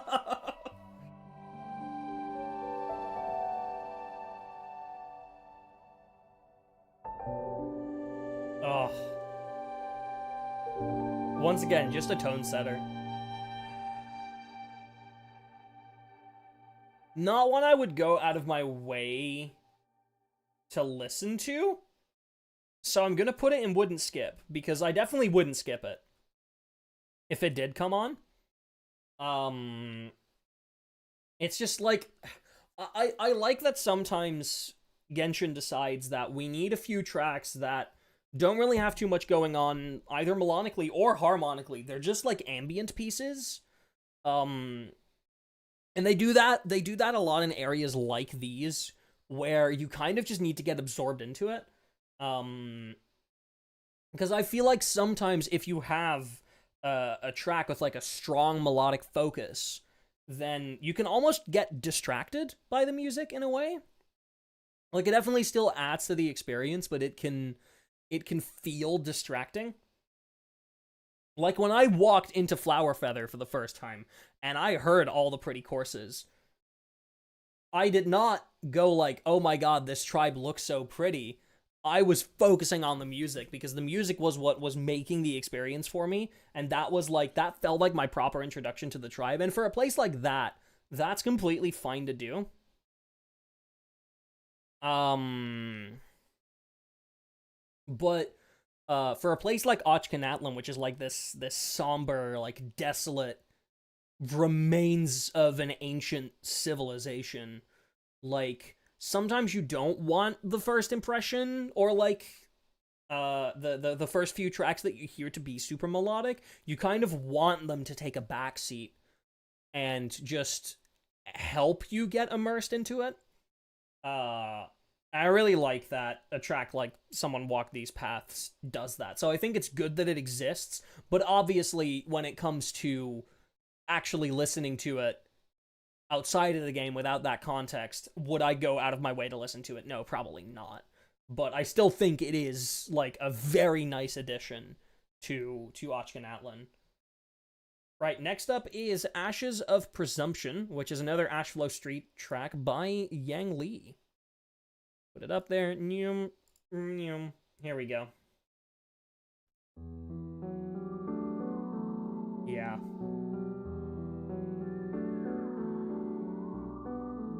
Oh.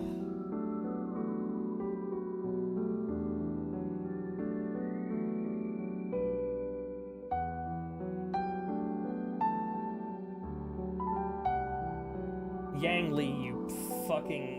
Oh, genius.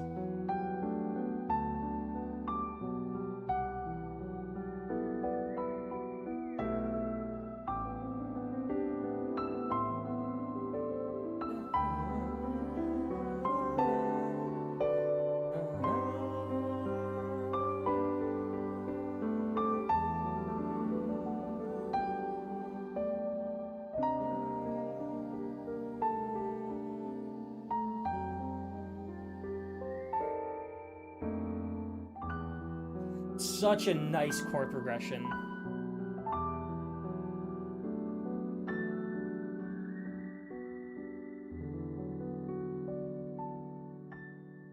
It's such a pretty chord progression. I wanna fucking hear that section again real quick. A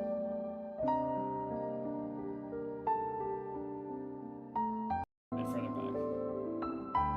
Yeah. It's this section.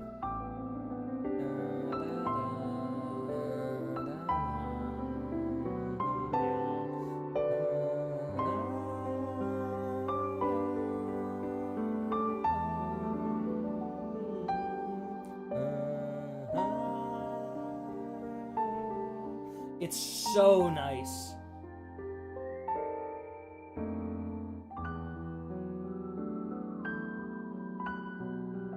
It's such a nice chord progression.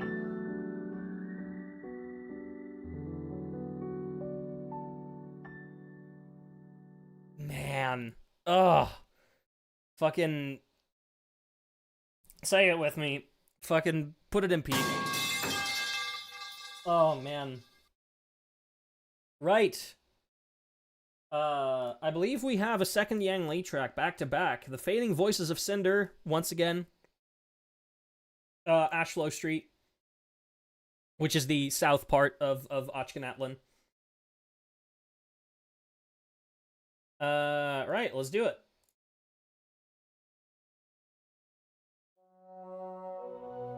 Oh.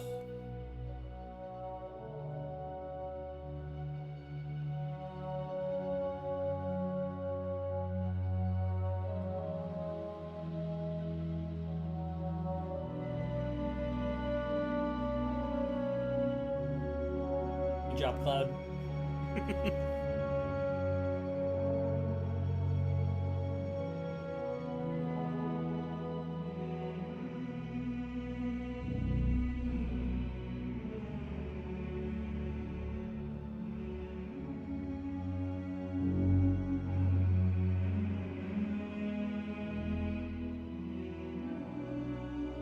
Yeah, this is a story track.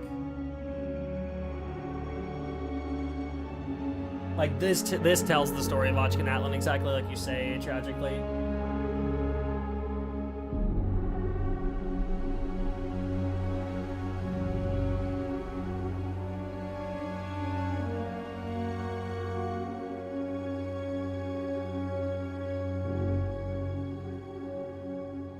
That little horn melody at the end. Oh, man. Say it with me, folks. Put it in peak. Oh, man.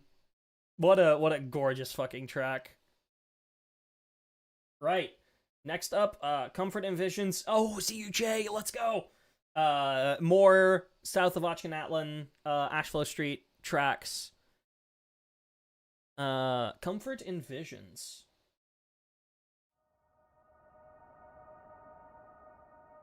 This is a long one. By Genshin standards, it's 2 minutes. Oh, it's this one.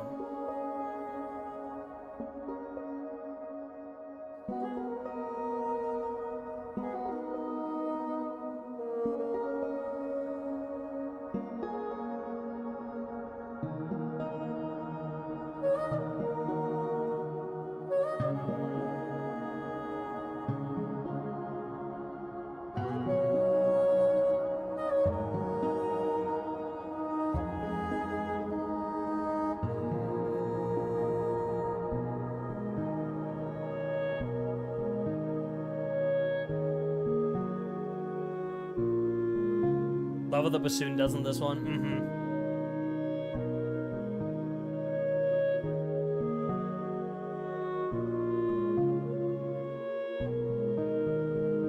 Natlan is such a tragic area, man. And I feel like it's those areas that Genshin is best at. It's areas that make you go like, what the fuck happened here, man? And I feel like that's when Genshin is best.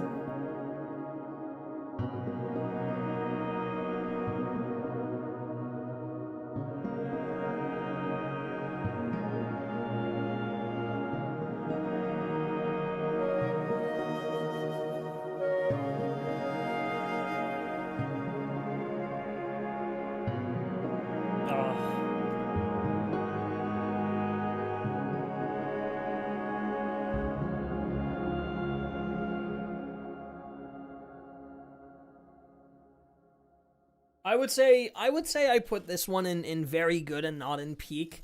It feels so mean to do because there's so few tracks in there. Mostly because this is one of those tracks that's just like it's best with context. It's best when you're walking through Natlan.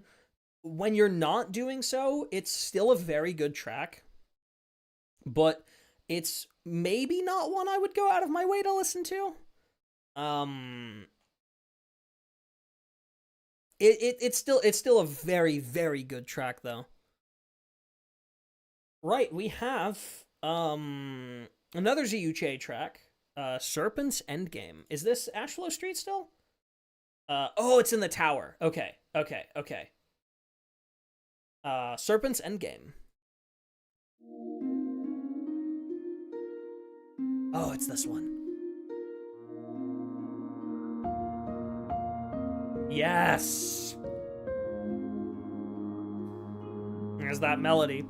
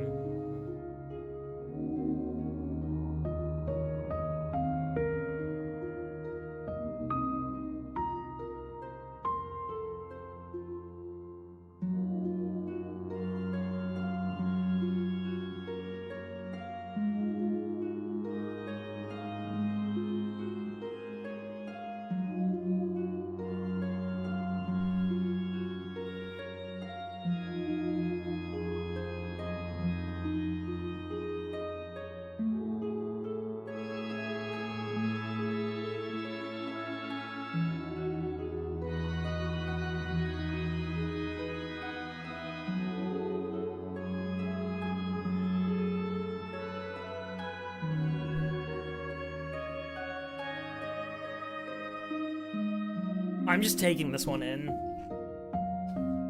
I love that melody so much. The da da da da da. It's such a somber motif.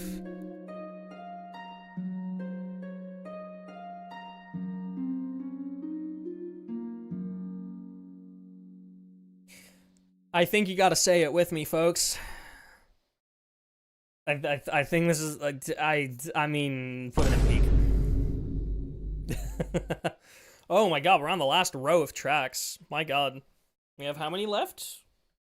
Like 14-ish? 15? 15, I think.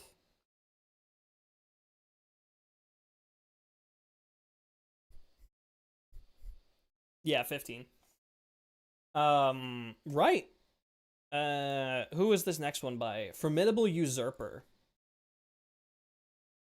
Such interesting track names too. So this is from the Cradle of Fleeting Dreams. This is a Yang Li track, which I believe the Cradle of Fleeting Dreams, is that the underground area? I think it is. I think it is.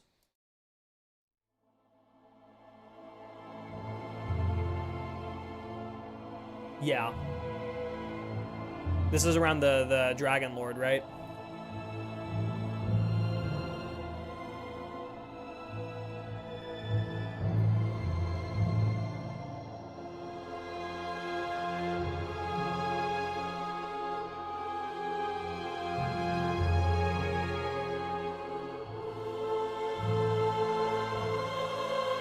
Oh.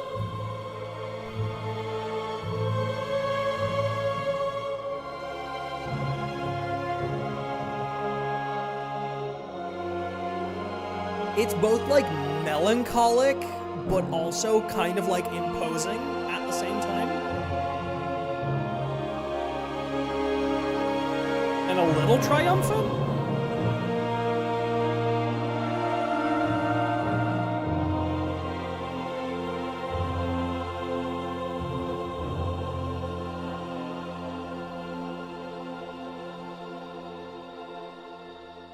Thank you for the lurk, Cyber. I appreciate it.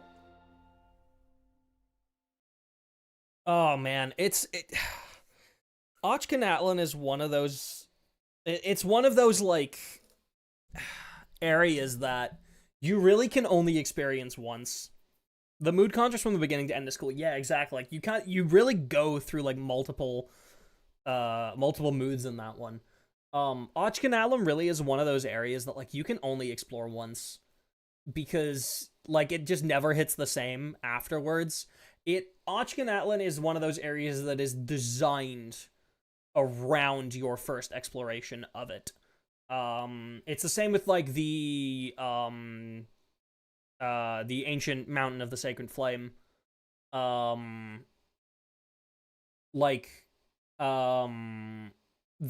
an area that is designed to be entirely focused around your first time exploration. It's a bit more linear. It's very quest focused. Like the quest really takes you past all of the areas.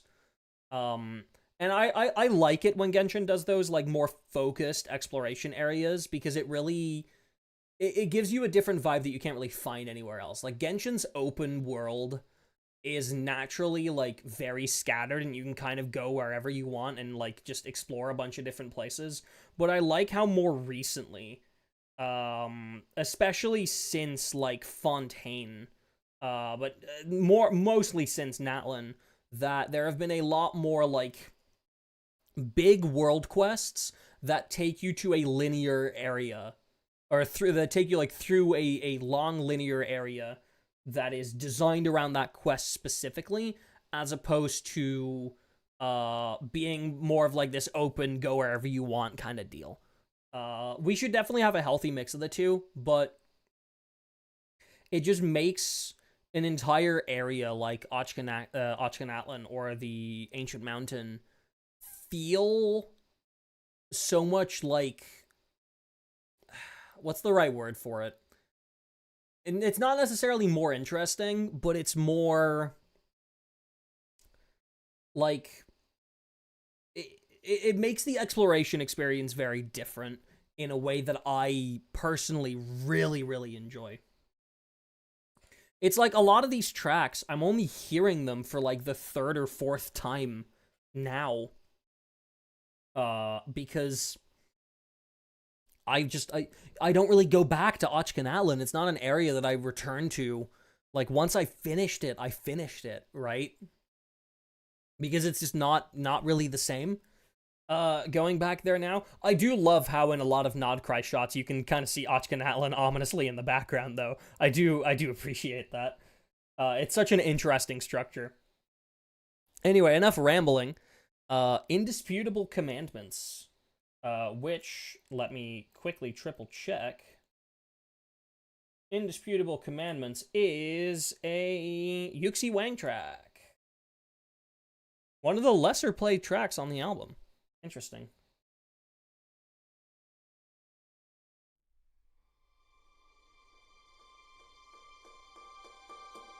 Oh, this one, right.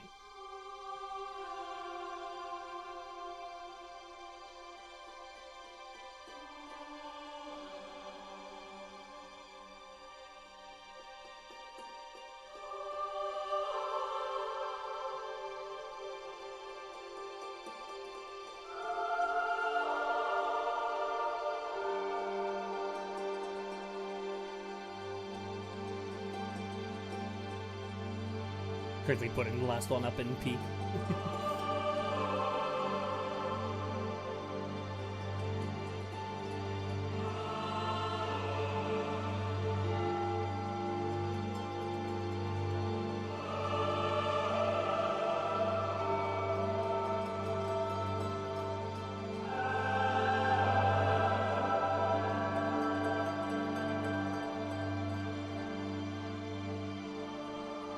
God, it's so beautiful.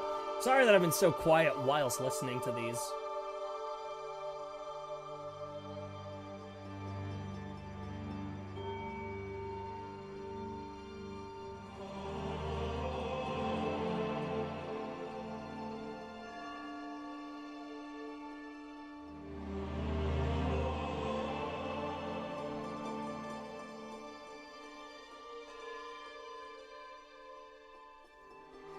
I think I know what tier I'm putting this in, but it's such a good atmospheric track again.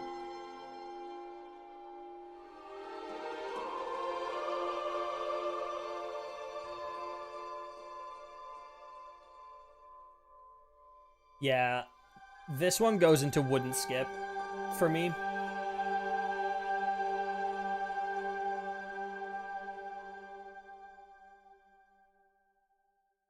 Yeah, it goes into Wouldn't Skip for me because it's not one I would go to listen to on my own. That's the thing with these Ochka Natlan tracks. A lot of them are not tracks that I would go and listen to on my own. They really are designed for the exploration experience. And that makes them really, really good in-game, but, like, on the album itself, a lot of them are like, yeah, these are pretty good, but, like, they're not, like, earworms or anything like that, right? And they don't need to be. I don't want them to be, either. Like, don't think that I want them to be earworms. I don't. I think I think this is the right way to do an area like this. Oh, oops! I accidentally clicked too far. We are currently on Dripping Gloom. That was Indisputable Commandments. Dripping Gloom, which is a okay. This is an underground track. And wait, what? This plays in Kenichi's Tribal Chronicle? Huh. Interesting. Yeah, it's the underground area near the Dragon Lord, but apparently it also plays in Kenichi's Tribal Chronicle, which is weird. Cause yeah, it plays in Kongamato's cave during the Turnfire Night ceremony. Huh, interesting. I wonder why that wasn't on the last album, then. I guess because they knew they were putting it in Ochka Natlan, and they just wanted to put it in there.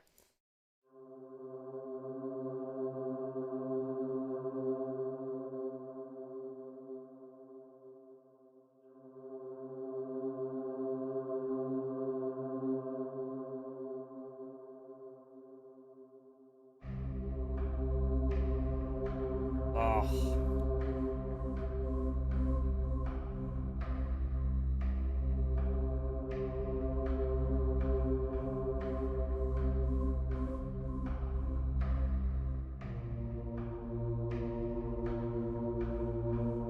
Period where I feared Yijun Jiang left because this was the only track on the album was from 5.0. Oh yeah. Have we had any news on D-Mang, by the way?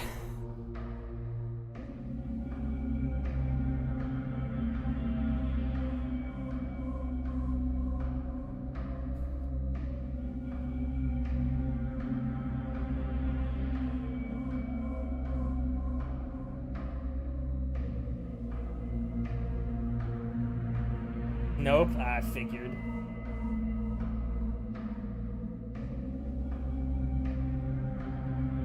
Well, if he's no longer on the team, he's had a fucking generational run, so I can't even be mad. I would feel towards that the same way as I feel towards Yupeng's departure. This is another one that I put in the wouldn't skip category for me personally, for the exact same reason I would Indisputable Commandments.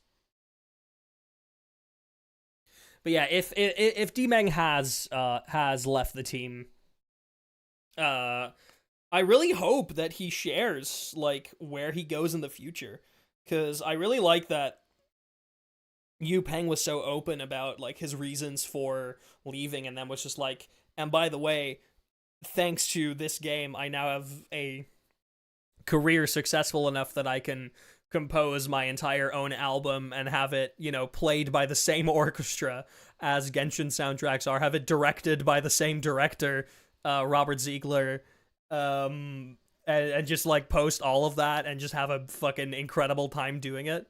I would hope that we would see similar from D-Meng in the future, because boy, all the fucking Genshin composers deserve something like that.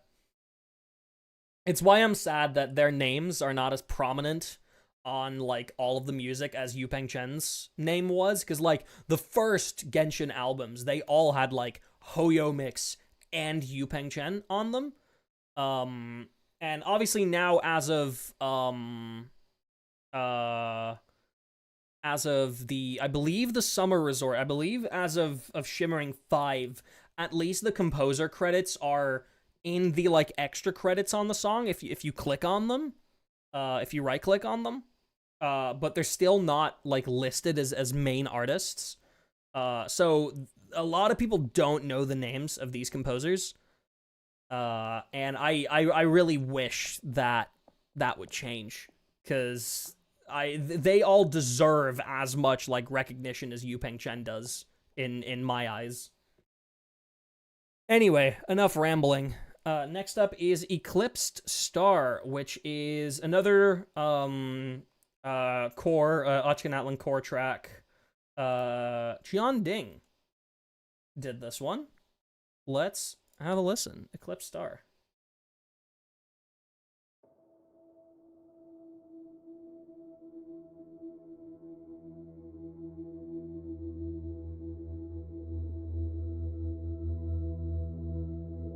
Another very atmospheric underground track.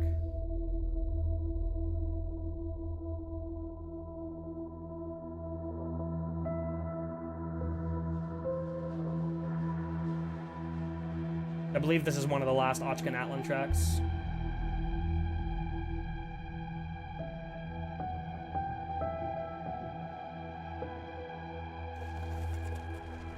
Oh. There's that Night Kingdom, like...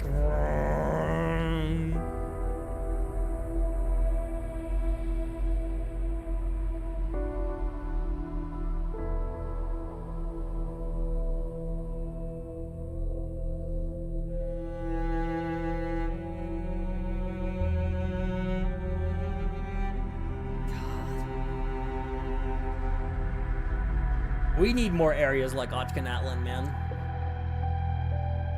I really hope that if we do indeed get the now sunken city of Hyperborea at some point, that they give it like a similar treatment as they did with Ochka Natlan, because man, that would be so amazing.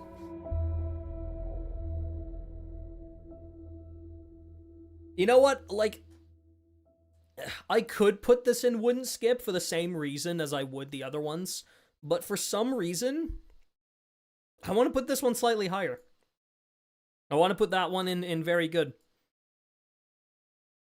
I believe the next one, Onset of Omens, plays in the Nursery of Nightmares, aka it does, in the area where Ochkan's where Ochkan is laid to rest. The area of the Night Kingdom that you can enter, like, by literally just falling down into like Natlan's underground.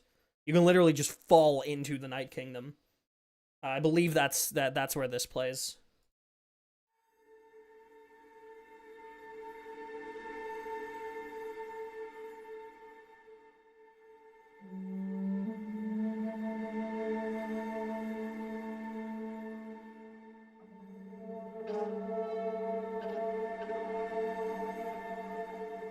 Oh. Yeah. Hello, Lunan.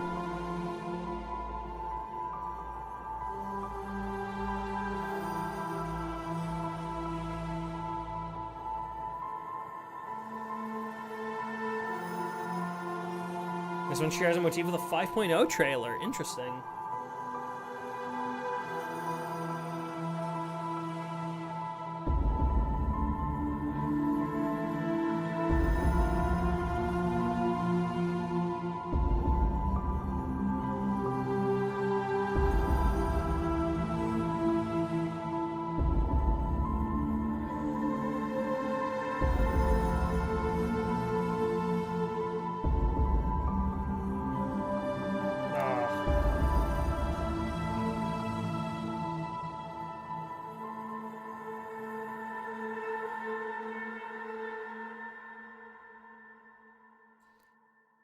It goes in wouldn't skip. It goes in wouldn't skip. I would very much enjoy that if that came on. Once again, not a track I would listen to on my own.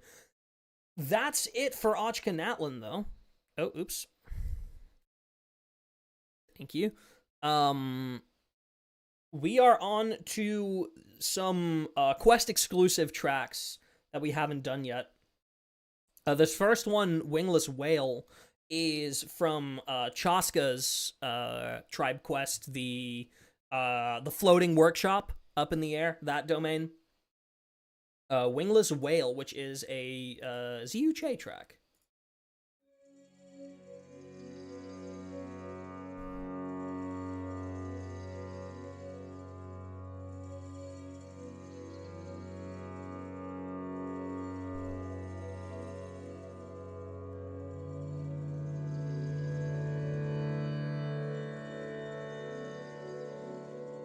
Really interesting, like, contrast with the rest of Flower Feather in this one.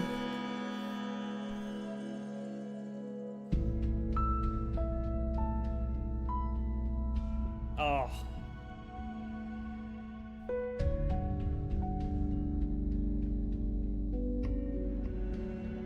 I always love when they make domain exclusive tracks. It just makes domains feel like that much more special, you know?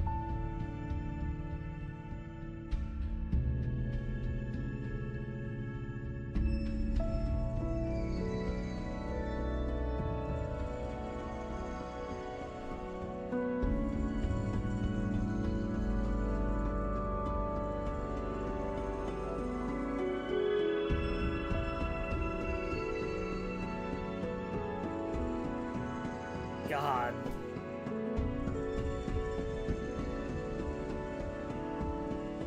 I've literally only heard this like a few times because you only hear it during the quest.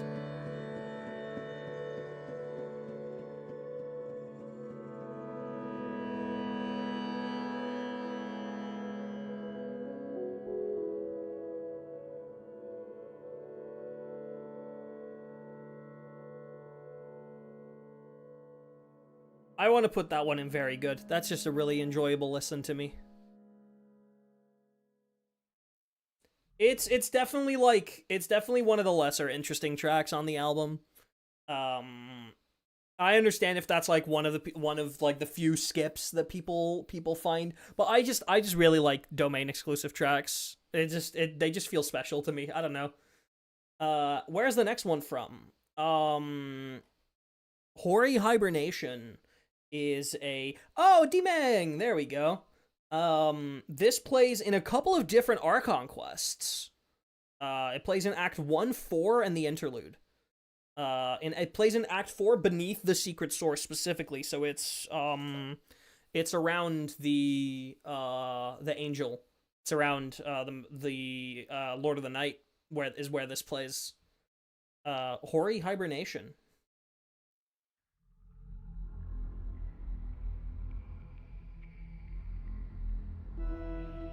Yeah, I remember this one.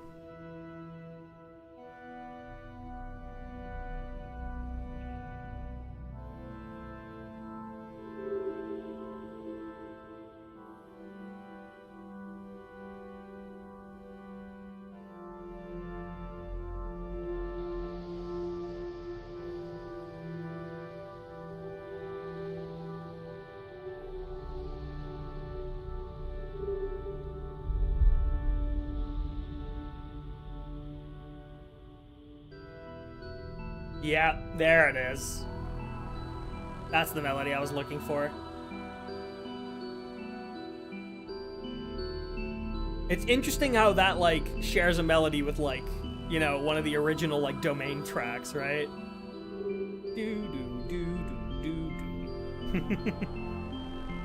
Like, one of the original, like, Mondstadt domain tracks. I don't know if that's intentional or not, though.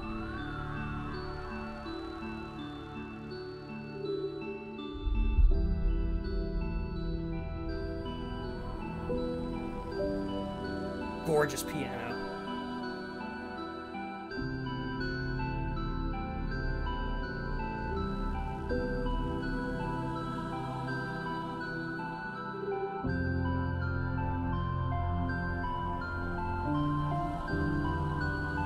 Gonna leave for a minute. If I miss any pipes, I'll go through the VOD later. I'll let you know, don't worry. Here, I'll give you one for the road.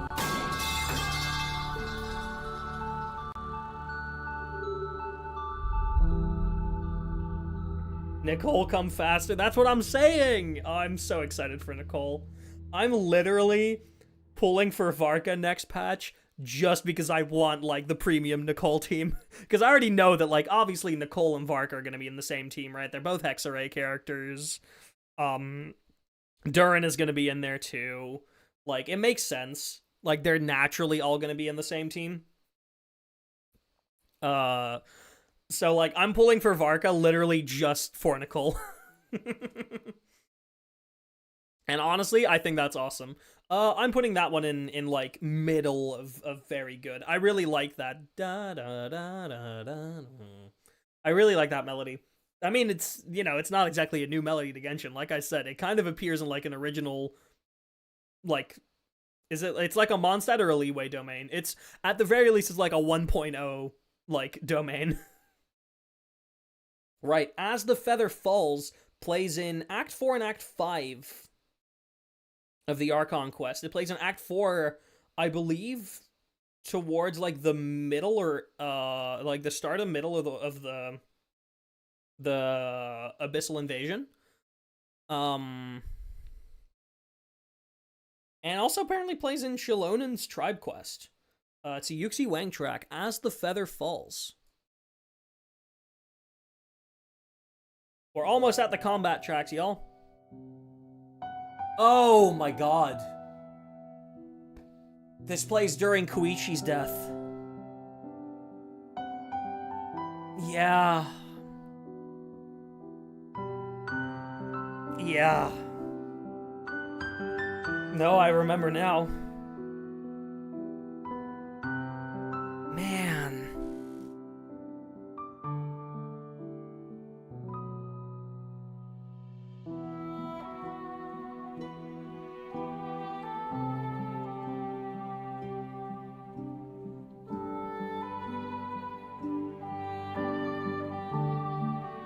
Really love this one. This is one of my favorite, like, quest tracks they've ever done. This really did get me.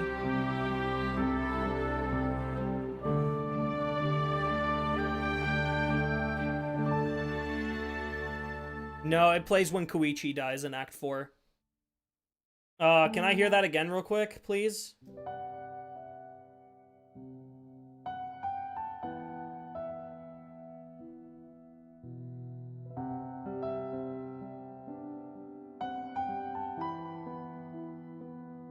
And I believe it also plays when we then meet Koichi again in the Night Kingdom in Act 5. I really fucking love this melody. I'm putting this one in era-defining, personally.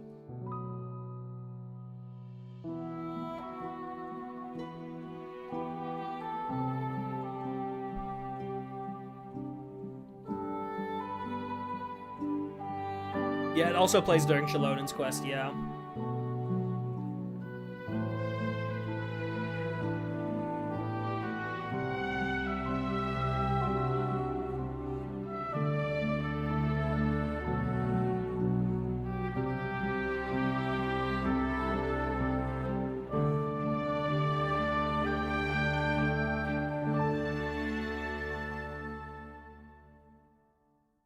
God, it's such a good track, man. Right, and then the last one of Disc 2, before we head into the battle tracks, it's Unanswered Yearning, which plays in Tlazoli's home. What the fuck is that again? Hold on, let me, like, quickly... I think that's Shalonen's quest, right? Yeah, that's Shalonen's quest. Alright. Who is this? This is Yuche. Alright. Oh, I remember this one. This one's really sweet.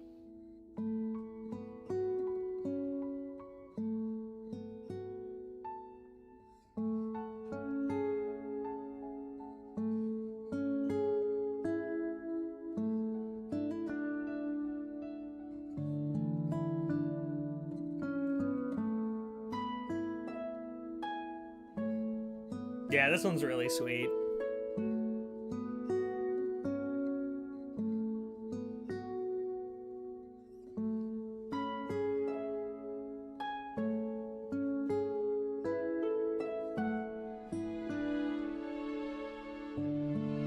Oh, good minor fourth.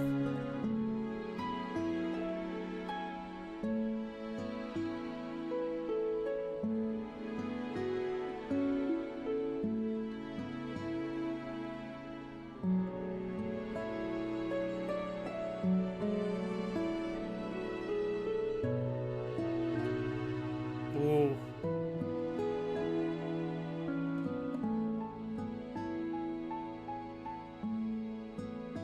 This one's just really nice.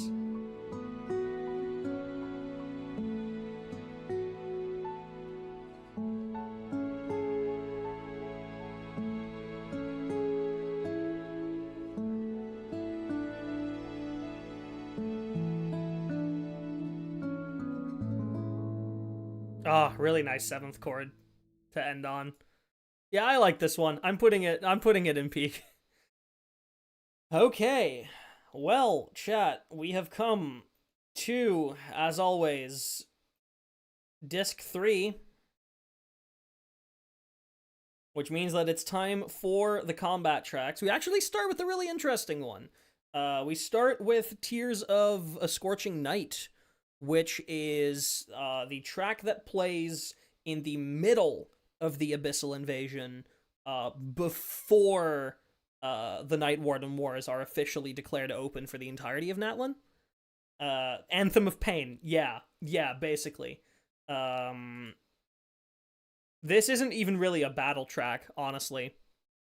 But I'm glad they put this on Disc 3, because, like, you are technically battling during this, but man...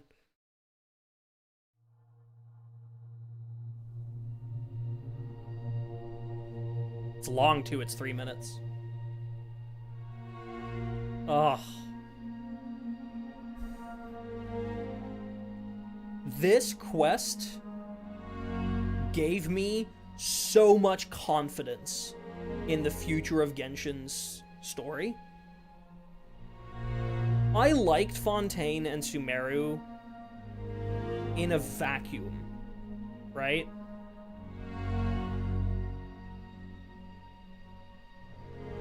And I thought that they were okay, but I also felt often that there weren't actually a lot of stakes, or that the stakes weren't really well communicated if you weren't super familiar with Genshin's underlying lore. This was the first time that I was like, oh, fuck.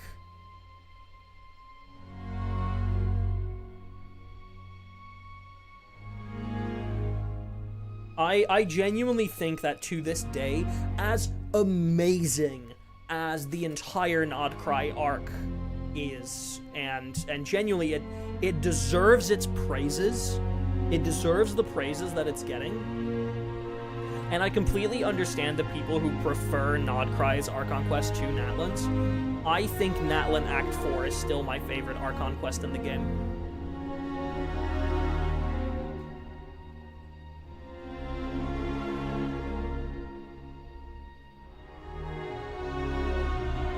This one just made me feel so many things.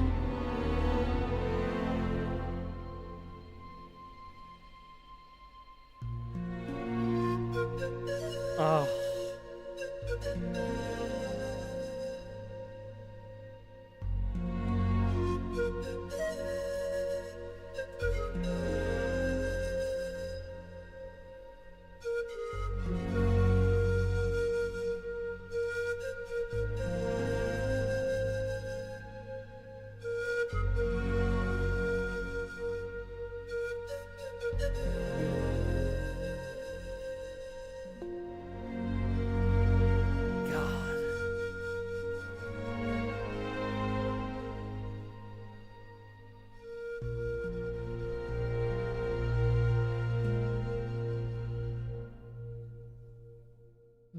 That's an era-defining track to me. And I think I don't really need to explain it, but I'm going to. That is a track that, like, it defines the entire Natlan story. Like, it really does. The entire Natlan arc, it builds up to this moment. And, you know, throughout all the acts, like, everyone is, like, happily working together. And honestly, as much as things get, like, somewhat dire at points, like, it feels more like celebratory in a lot of places. Like, it's like the whole, like, you know, power of friendship thing. You're just, like, moving around this nation with your friends, you're helping out various different places, and even the war starts out that way. Even the Abyssal Invasion starts out that way. And then at some point, shit just hits the fan. And it, like, the oh fuck just hits you. Because that's not, like, the turn that I was expecting it to take. It really hit me the moment that, like, I opened the map and it showed me, like, the total death count so far.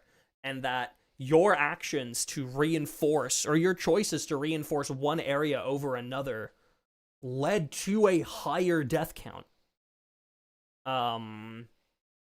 Because you didn't reinforce the other area.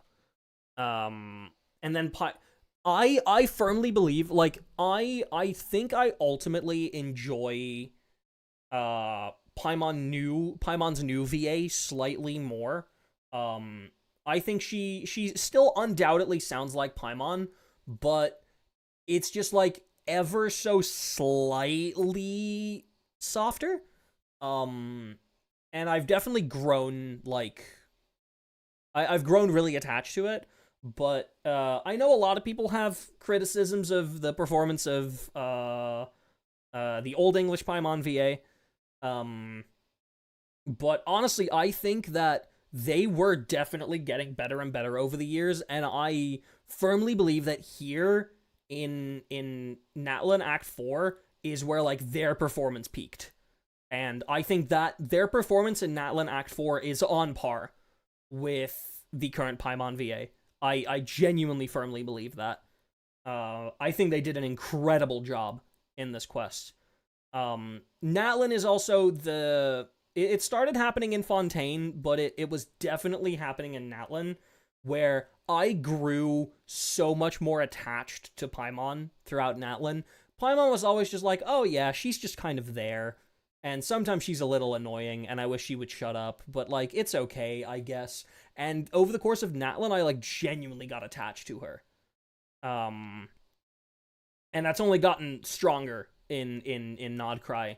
Especially, oh my god, in Act 7, when we get kidnapped by Dottore at the start of the quest, and Paimon's so worried, and then, you know, she just leaves a little note for if we do return, like, hey, if we do return, like, don't worry, please just rest, take your time, grab some food, it's okay.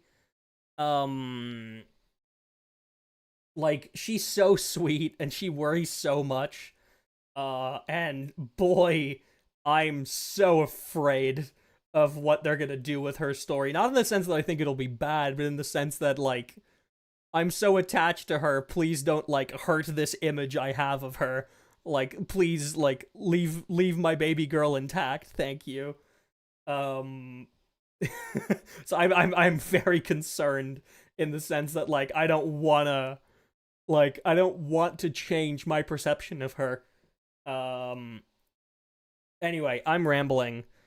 Chat, we have arrived at one of my favorite tracks in the entire game. The Ode of Resurrection is a very important track throughout all of Natlan. And I enjoy how they brought it back at various points throughout the Archon quest, and even just at various points throughout the region. But never did I think that this melody, this motif, these lyrics would be so central to the entirety of Natlan's story, and they would, like, dictate the progression through the story. Like, that's really what they did. Is this theme follows you throughout the entire story and adjusts itself based on the current situation. And I think this is my favorite version of the Ode of Resurrection. It is To the End of All Wars, D. Mengwen.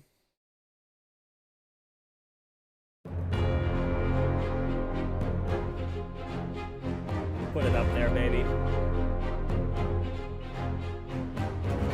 Oh, man.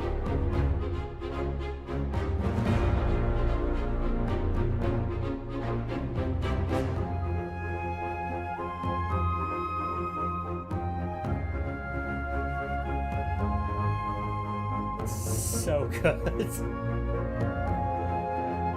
I had already grown really attached to Natlan's main theme at this point, and then when this kicked in, immediately from the start, I was like, holy shit.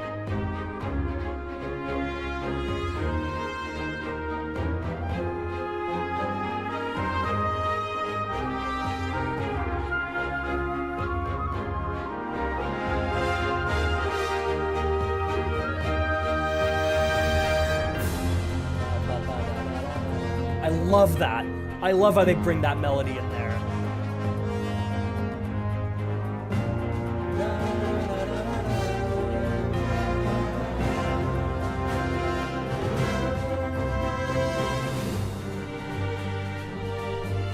Key change.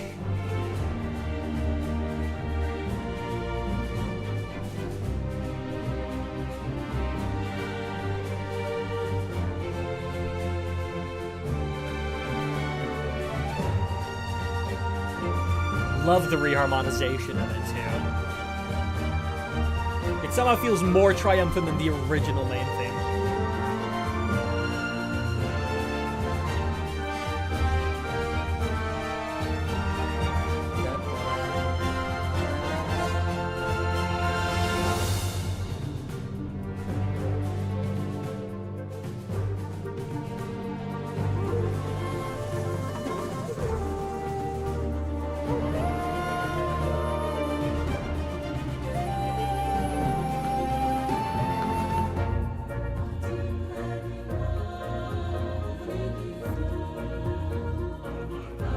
Are there lyrics to this one? They're literally the exact same lyrics as Natlan's main theme.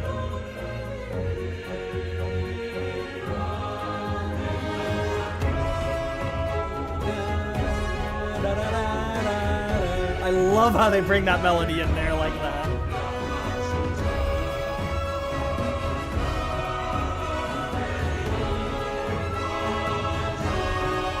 This is my favorite part.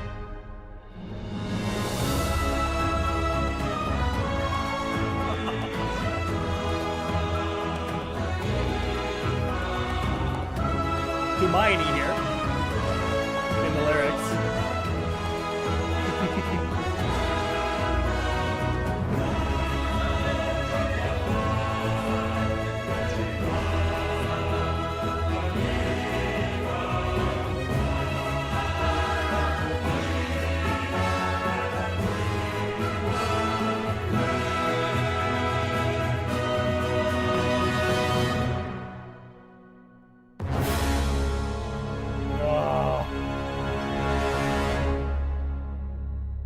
What a fucking track, dude.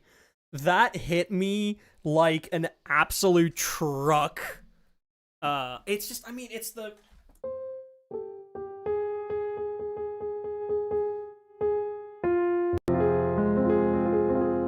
There it is.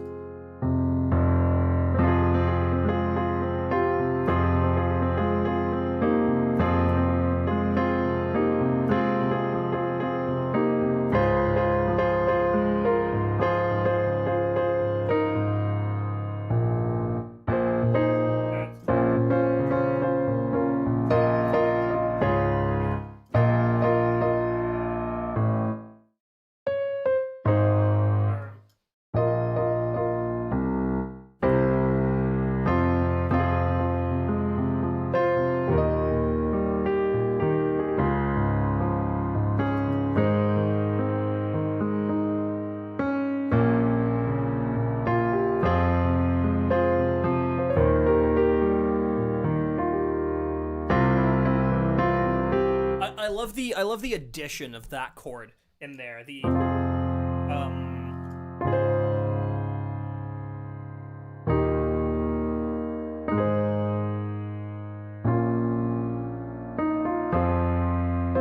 this.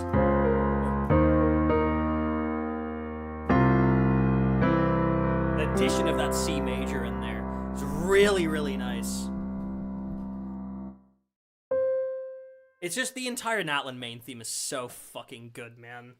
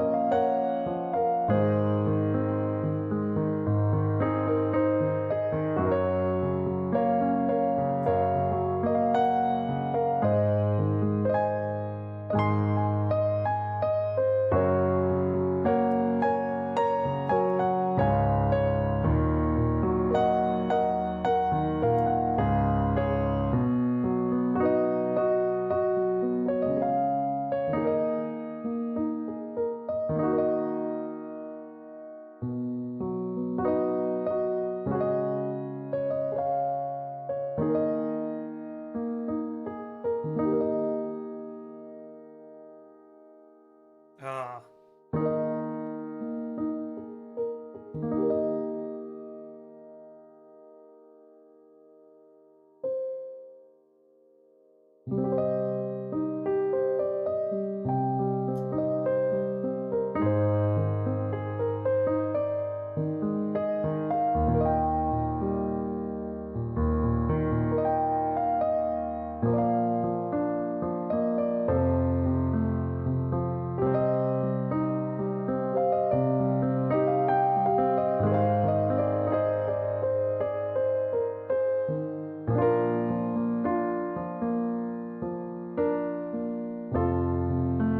Oh, wait, I'm going somewhere else now.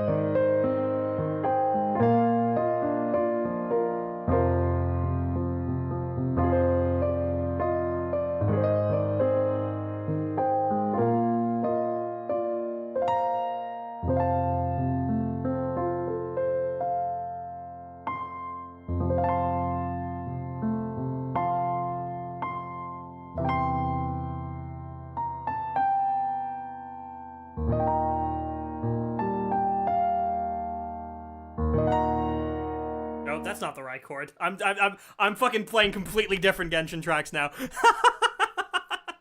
Should we finish the fucking album review first, and then I'll play more piano? Okay, you know what? Let's finish the album up, and then I'm just gonna fucking do some Genshin piano improv.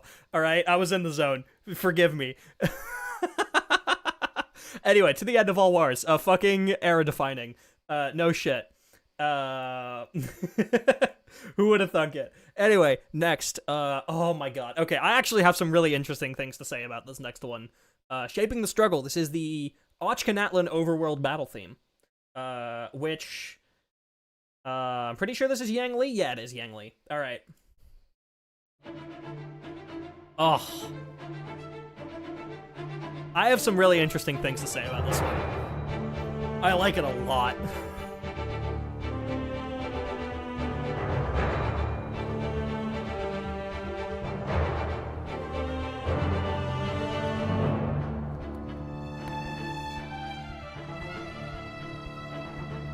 Tragically, I was going to say that. You know what this track fucking reminds me of?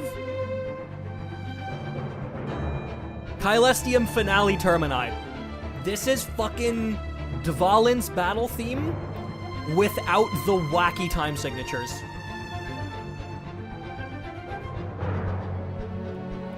It's the exact same vibe, the exact same instrumentation, even like the same flow. Like, it has the same groove to it, but obviously this one is just in 6/8. Like, especially this next section when the vocals come in, just feels like Dvalin's battle theme to me.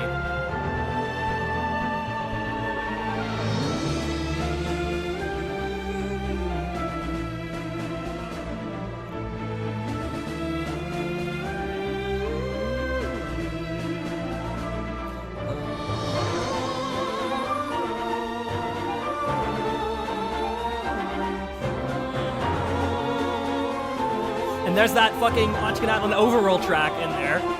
That melody. Forgot which track it was. I believe it was for an unmarked grave.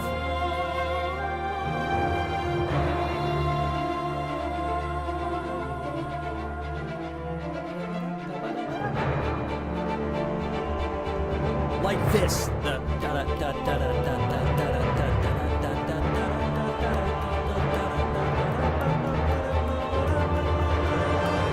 that rhythm just screams Caelestium Finale Termini to me. Like this ending!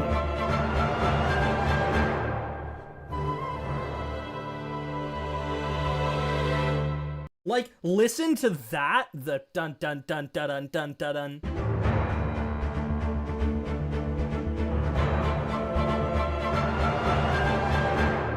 Listen to that and tell me that's not just straight up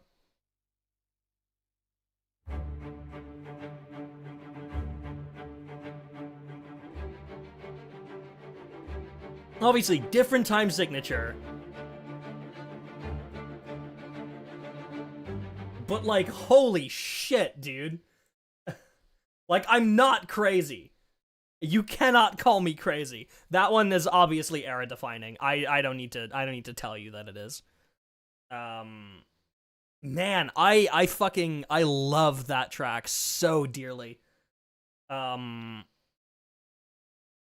Hit the nail right in the head, right? It's literally just, that was the first thing that I thought when I heard that track for the first time when I walked into Natlan. I was like, well, this is the City of Dragons, right? And then I heard that and I was like, okay, well, if it's the fucking City of Dragons, this is Dvalin's battle theme, just different. And that just made a lot of sense to me, that it felt so similar. I don't know if that was intentional or not, but it feels intentional to me. And so I'm gonna call it intentional.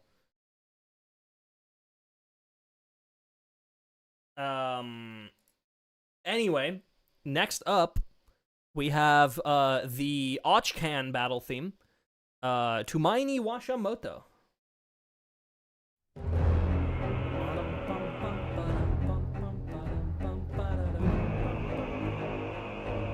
Love 7/4.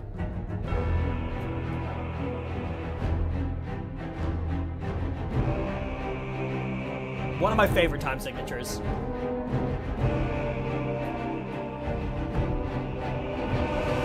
This also feels very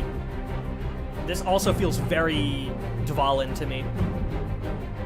Like, both of these two. Your favorite on the album? Don't blame you. 4, 5, 6, 7, 1, 2, 3, 4, 5, 6, 7, 1, 2, 3, 4, 5, 6, 7.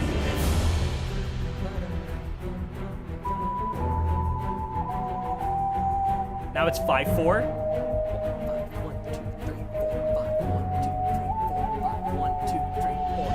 I fucking love tracks that switch between 7/4 and 5/4.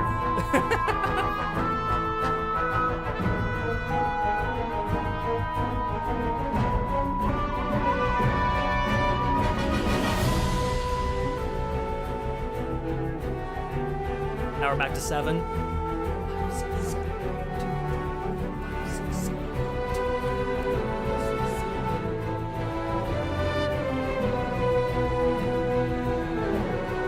This is the best section of the whole song.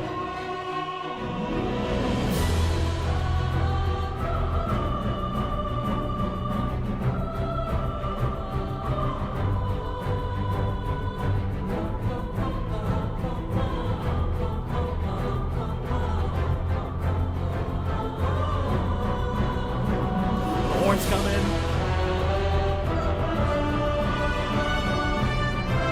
Oh.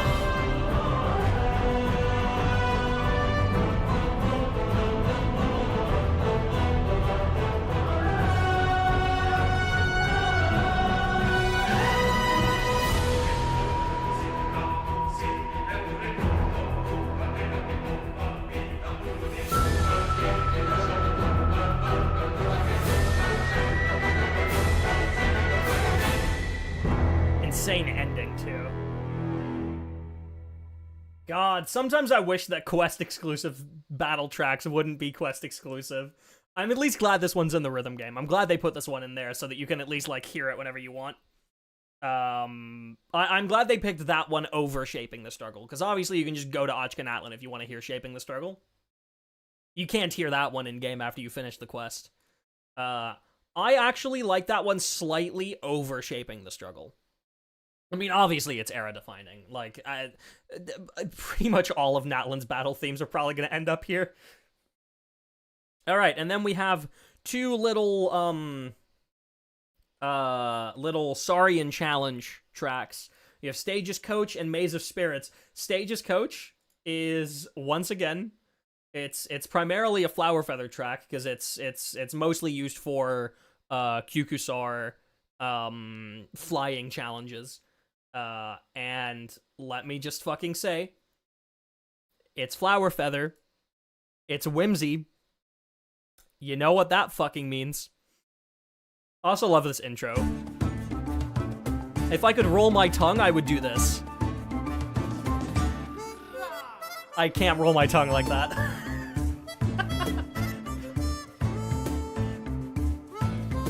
I can't roll my R's.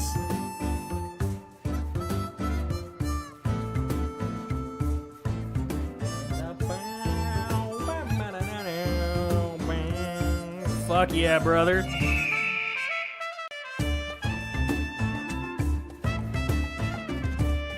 Probably era defining. Oh, naturally.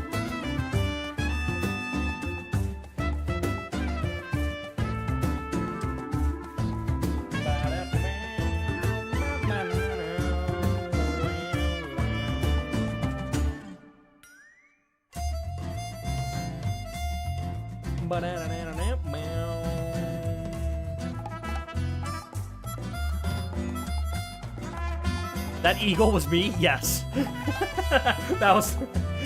I pressed that soundboard button. Fits right in, doesn't it?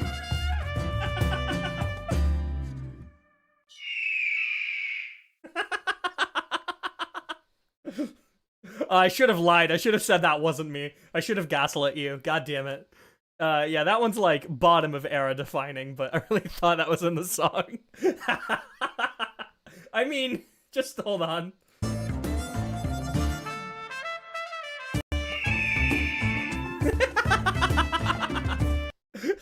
I could probably gaslight someone that that's in there.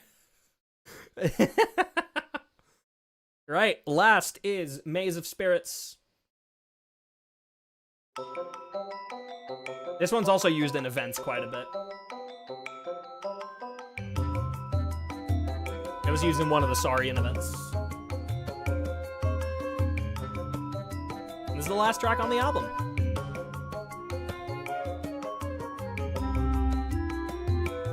Monotone wiggling its butt at noises. Yup.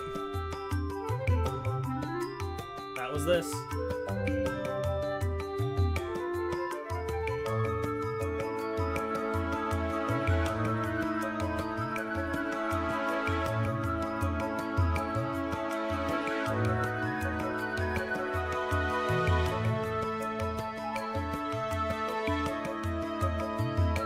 It's whimsy, but it's not the kind of whimsy that I would put in era defining with like the flower feather tracks. Obviously this is the Nightwind track, right?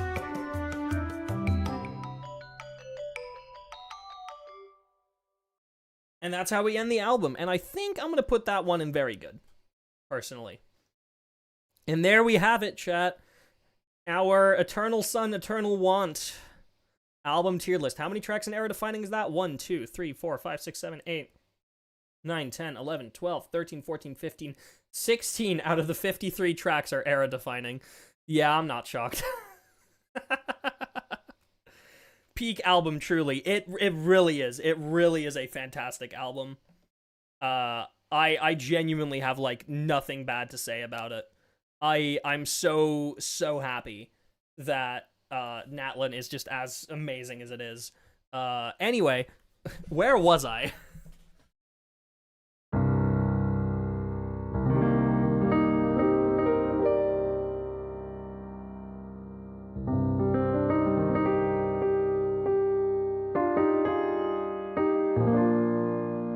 Hell yeah.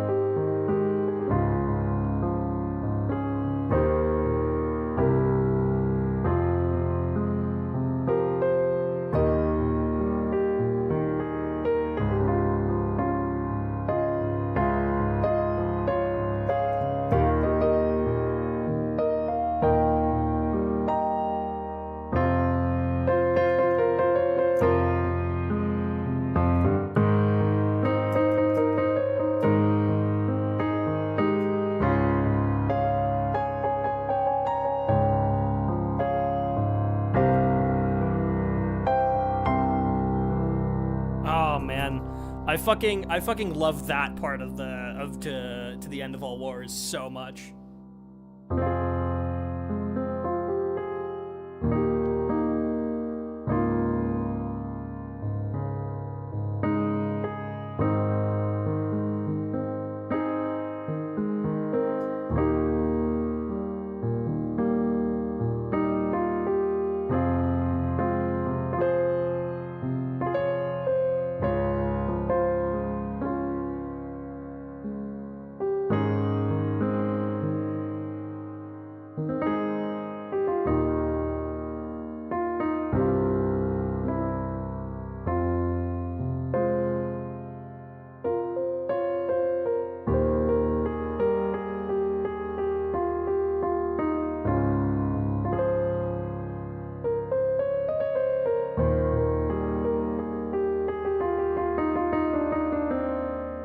Oh my god, I'm going to fucking or I'm going to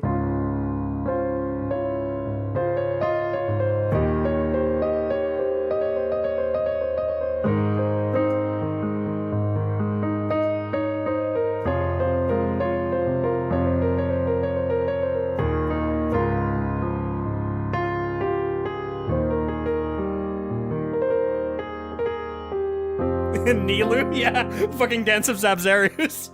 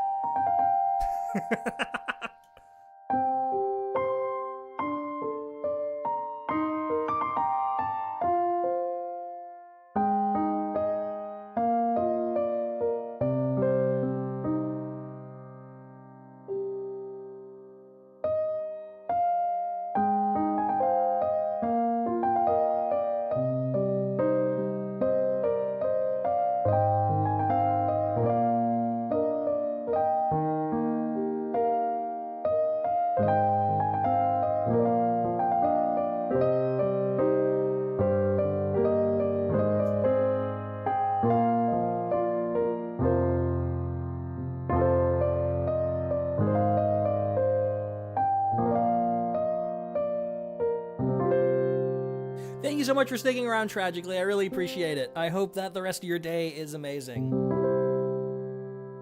Will you listen to Shibai's album? I will in a little bit. Yeah, we'll take a quick listen to it. I want to vibe for a bit. I'm enjoying playing piano.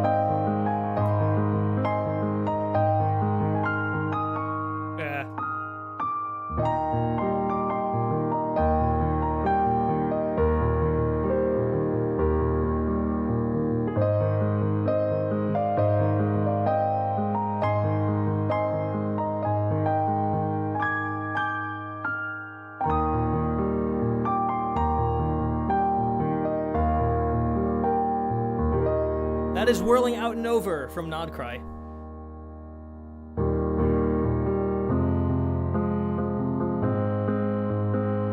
In fact, that is, there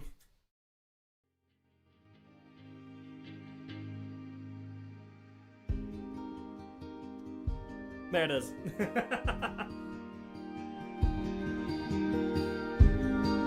That's this. It's my usual background music.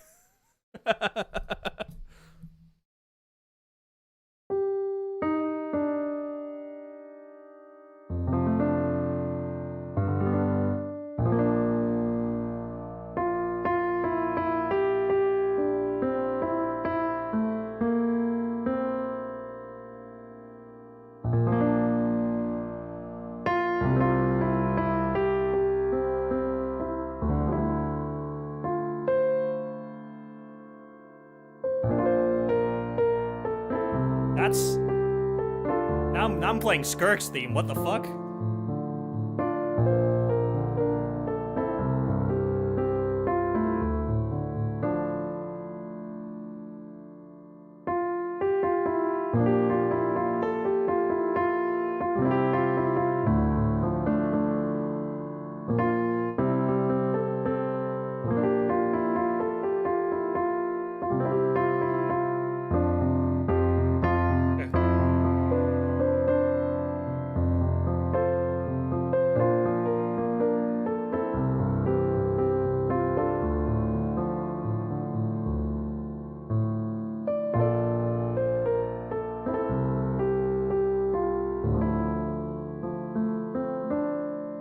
I love that melody so much.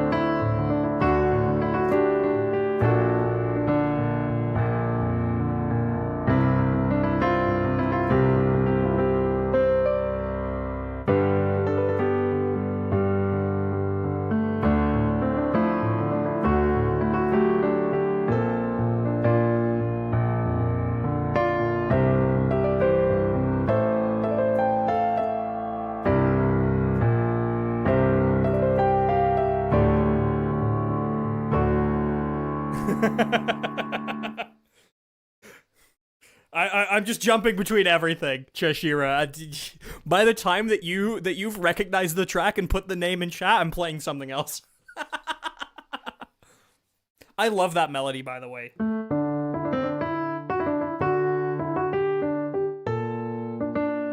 I love that melody.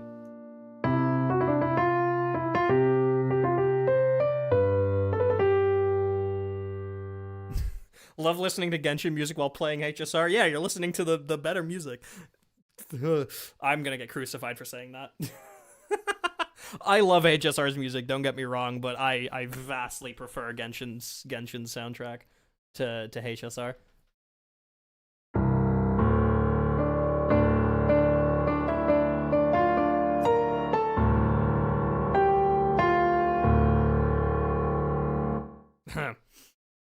Genshin just has more and better music. Genshin has so much more music.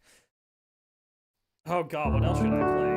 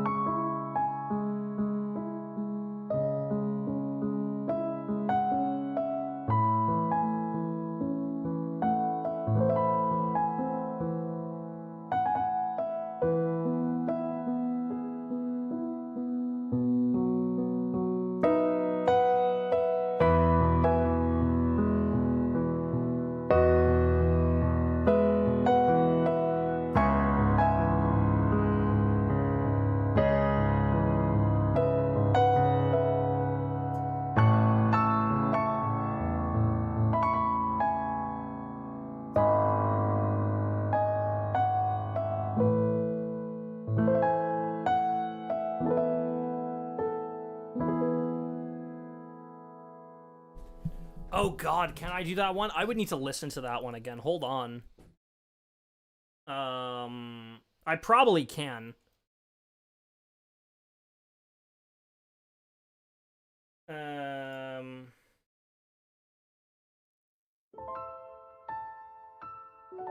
Oh, of course.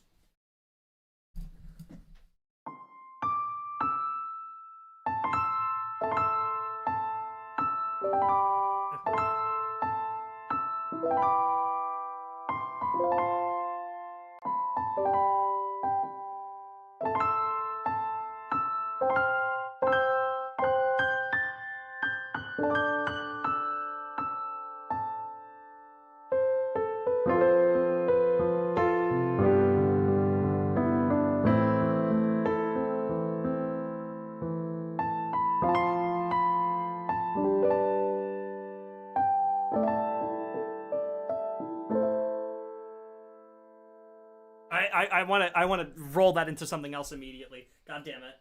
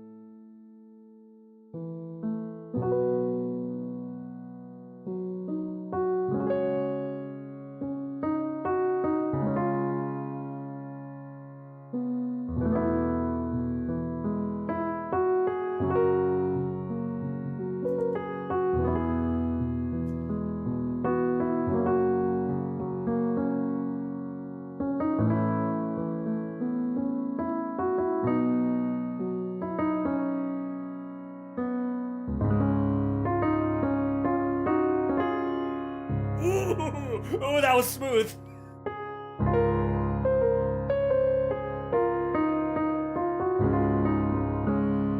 Original key, too.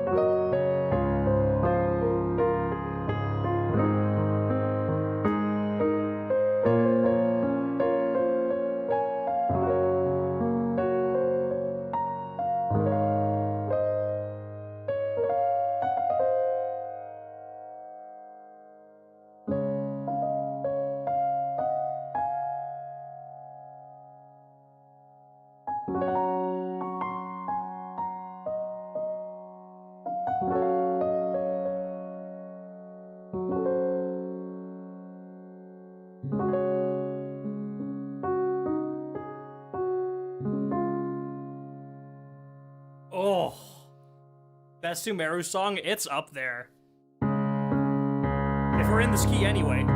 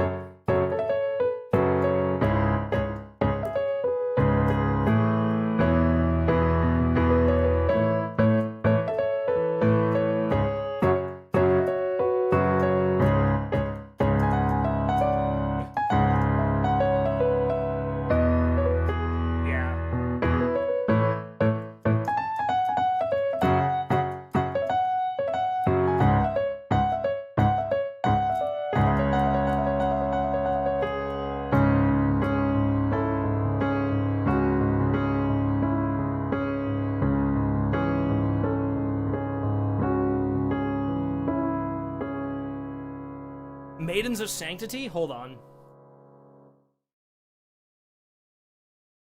What track is that again? Yep.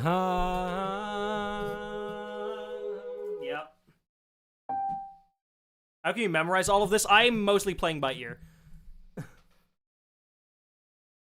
Hello, Sayleast. Welcome in.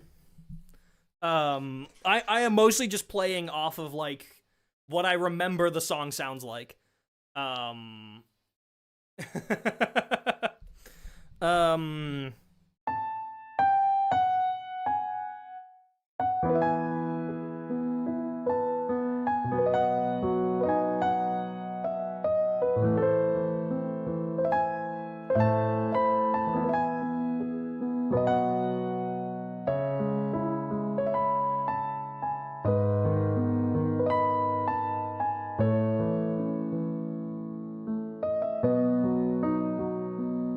we'll play along to it.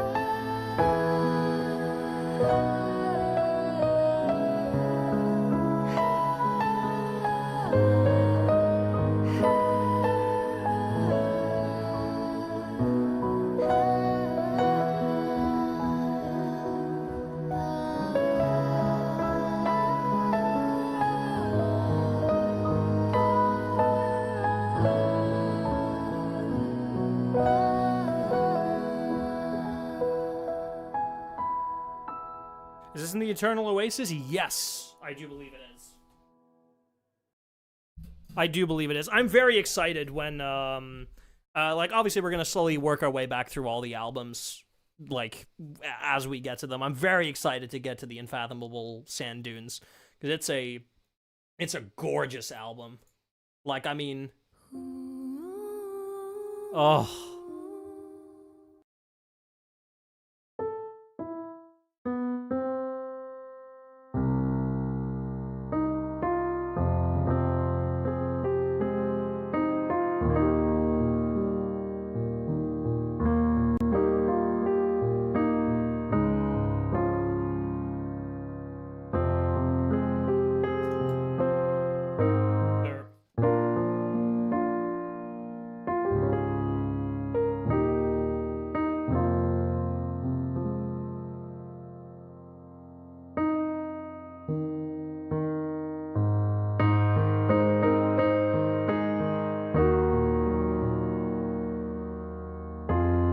Yeah.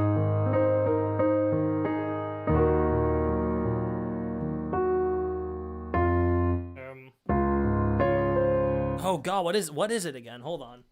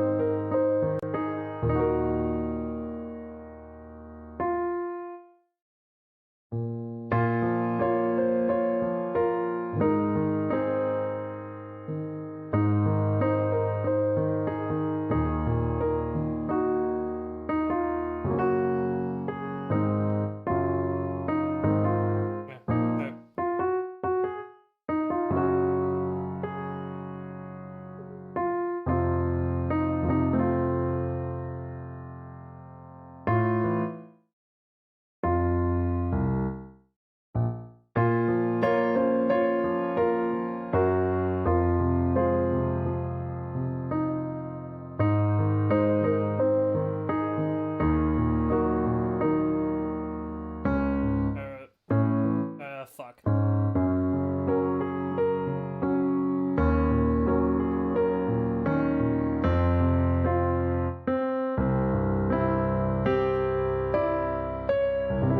Yeah, that's it. You have like Dream Aria? Isn't that just Genshin's main theme? Just to like double check. Yep, it is.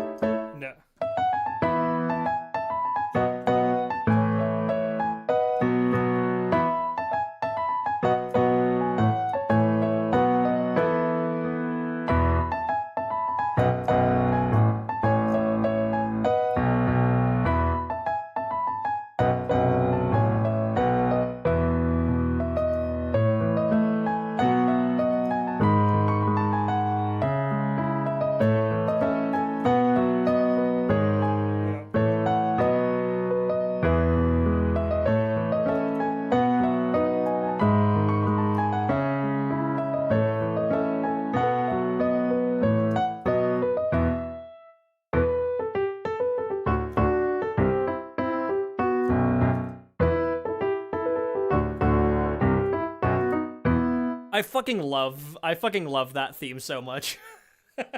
All of the tavern themes in like every region go hard as fuck.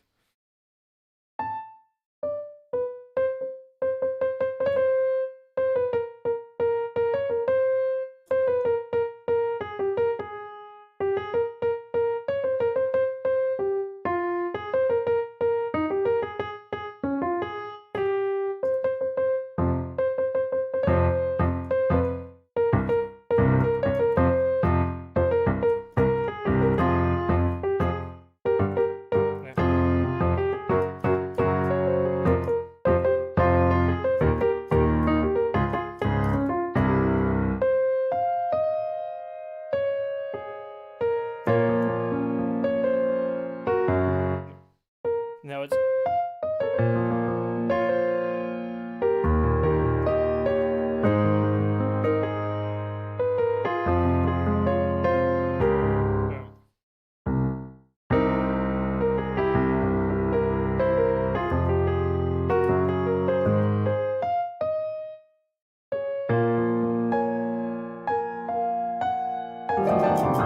Whatever, fuck it, that song's hard. Natlan Party Song 8. What are your thoughts on Dragonspine music? Beautiful.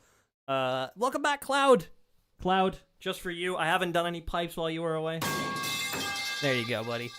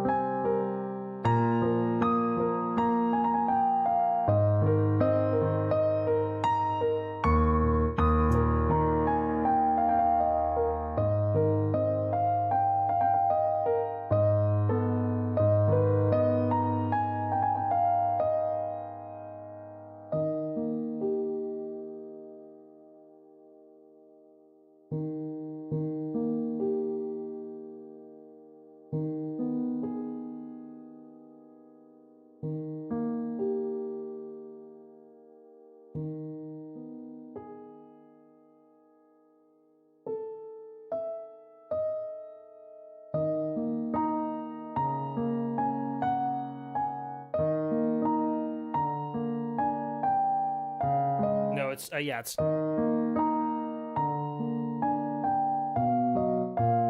fuck, what is it?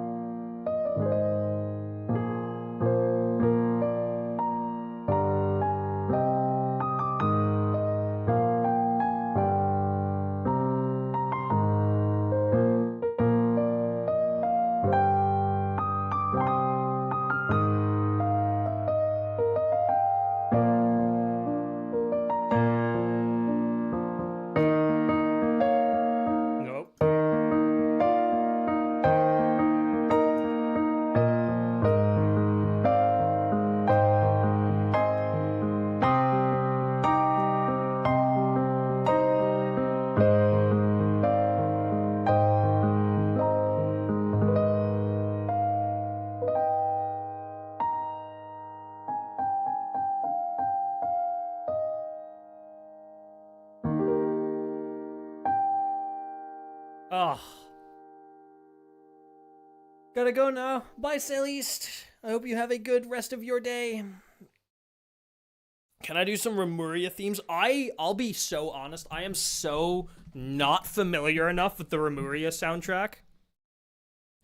Which is crazy, because, like, it's really good. Like, every time I listen to it, I'm like, damn, this is fucking awesome. But, like, that's, like, one of the few albums that I, like, absolutely have not committed to memory. Like, at all. Let me pull it up real quick.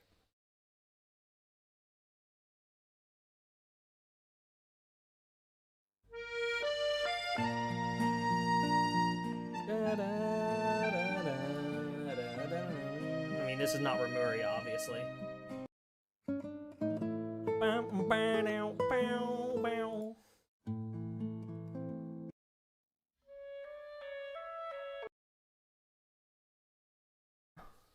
Aqueous Grief. Alright.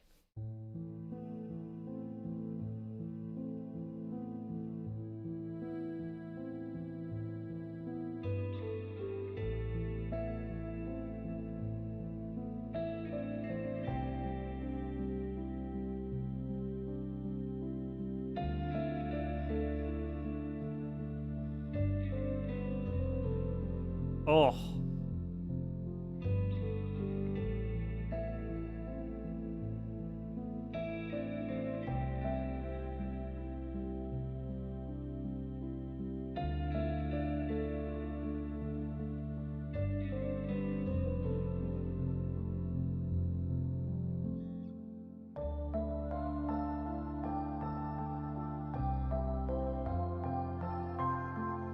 Hold on, this is one of the most played ones on the album. What's this one?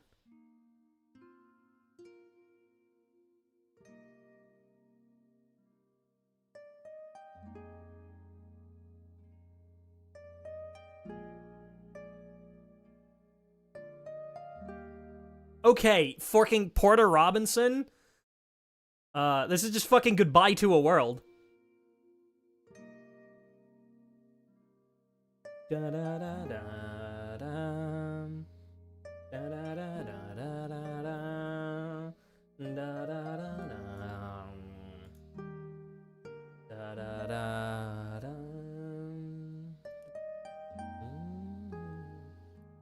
It's very close.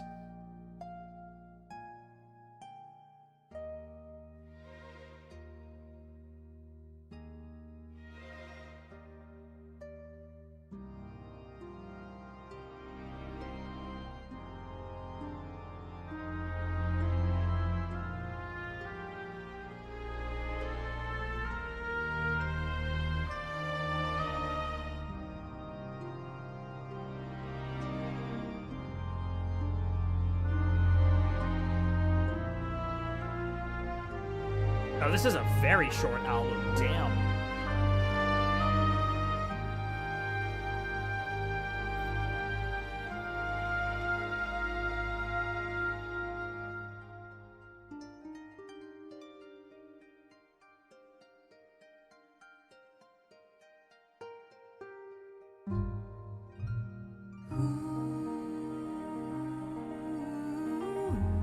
I do remember this track now.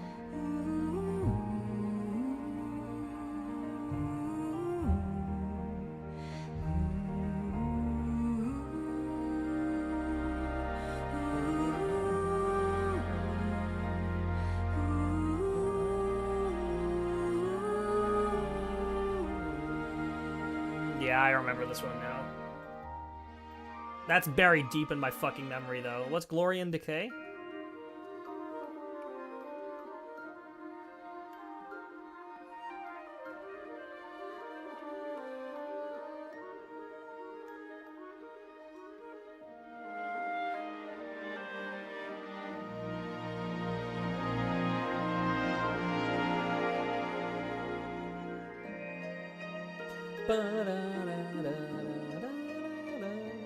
I remember this one.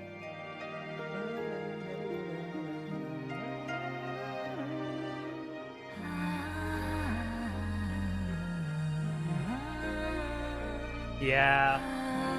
See, the thing about these tracks is I would struggle playing along with them currently because the way that I normally play things is like if it's familiar enough to me, I can just figure it out like in real time. These tracks are not burned into my fucking memory like some of the other Genshin music is. So it becomes a whole lot harder for me to just whip it out.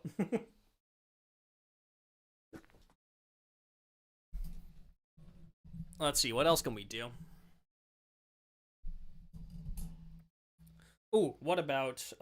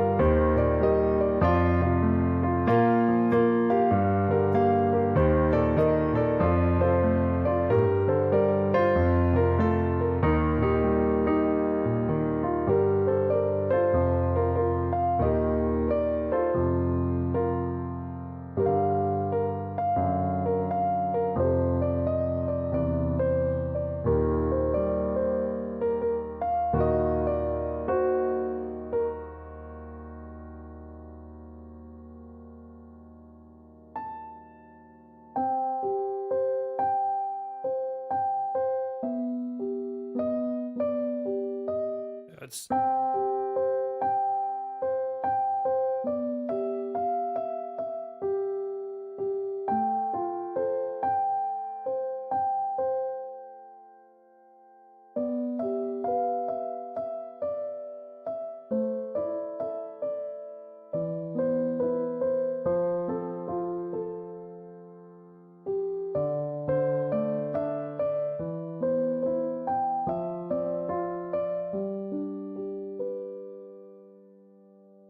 Focalor's theme. Oh, I can do you one better. I can do you a whole lot better.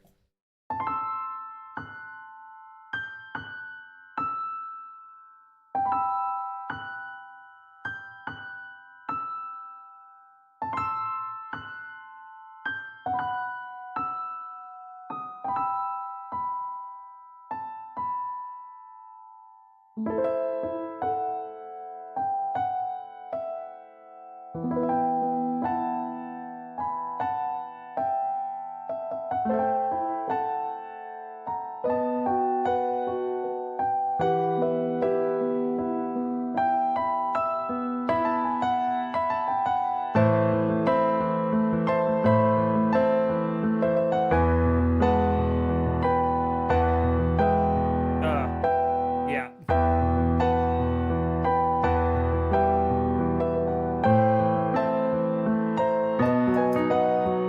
Why do I keep playing in major?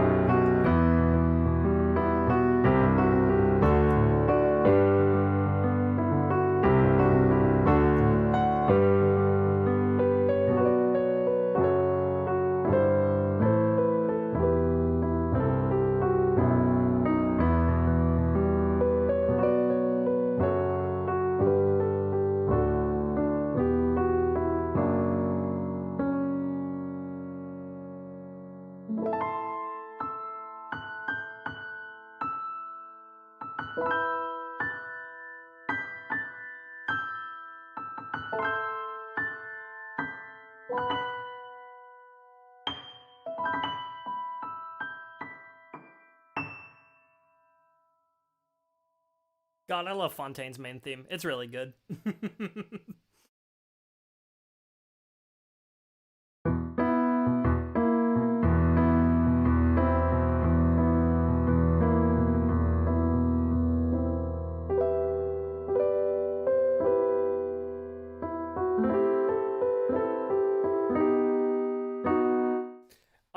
I like the Fontaine main theme that they ended up going with, and that they took the oh, hey, drawing in person. Yeah, congrats on the gifted membership. Welcome in.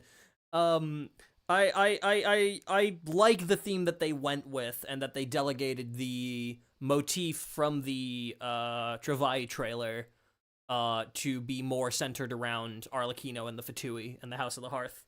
I respect that decision. I really like the Fontaine main theme that we ended up getting.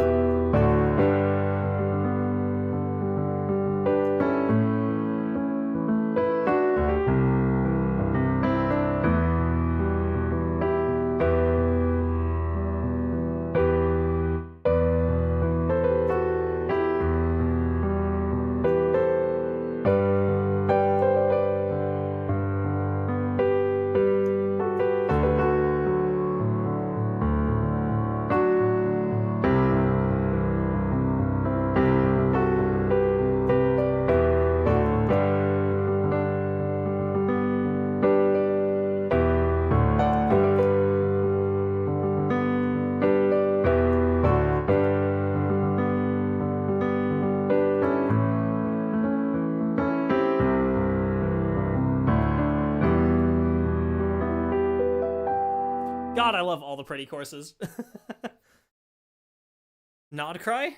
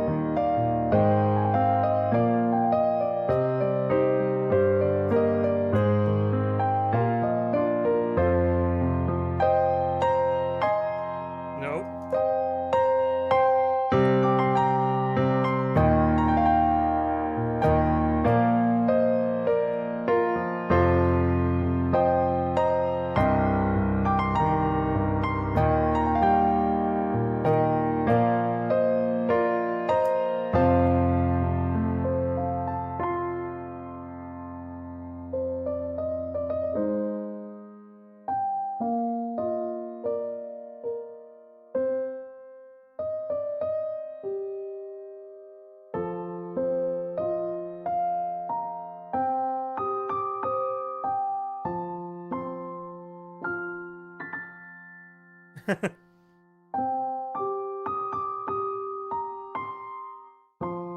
it's...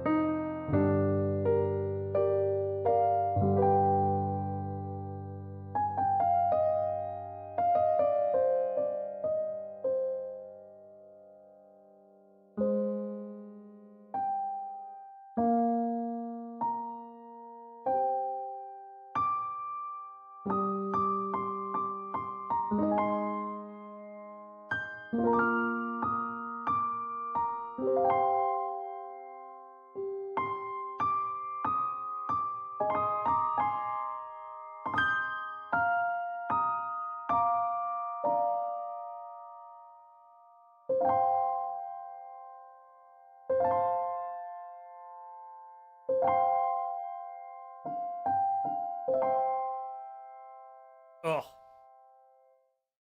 Soar in the Wind? I heard that one played live. The Genshin Orchestra played that last year. It's this one, right? Yeah.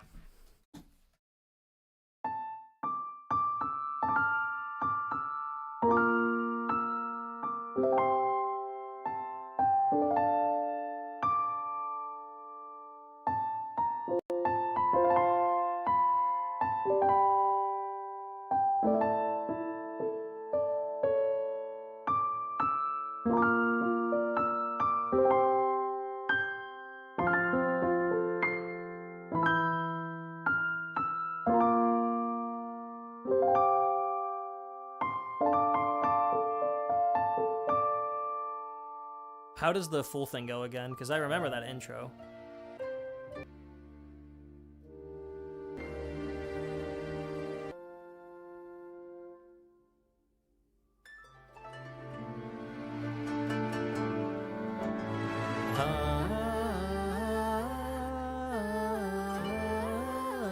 Right. I remembered it immediately. Literally, as soon as like I heard the first few notes, I was like, oh yeah, I remember how that goes.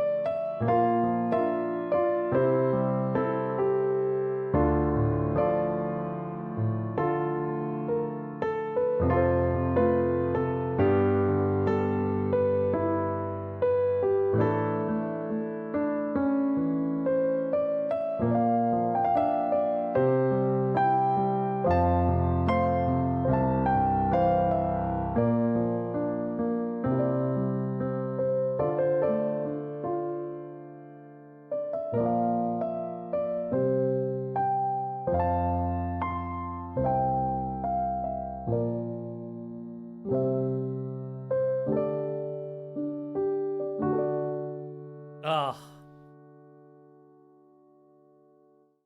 Man. Did you know this game has like kind of good music? Like a little bit.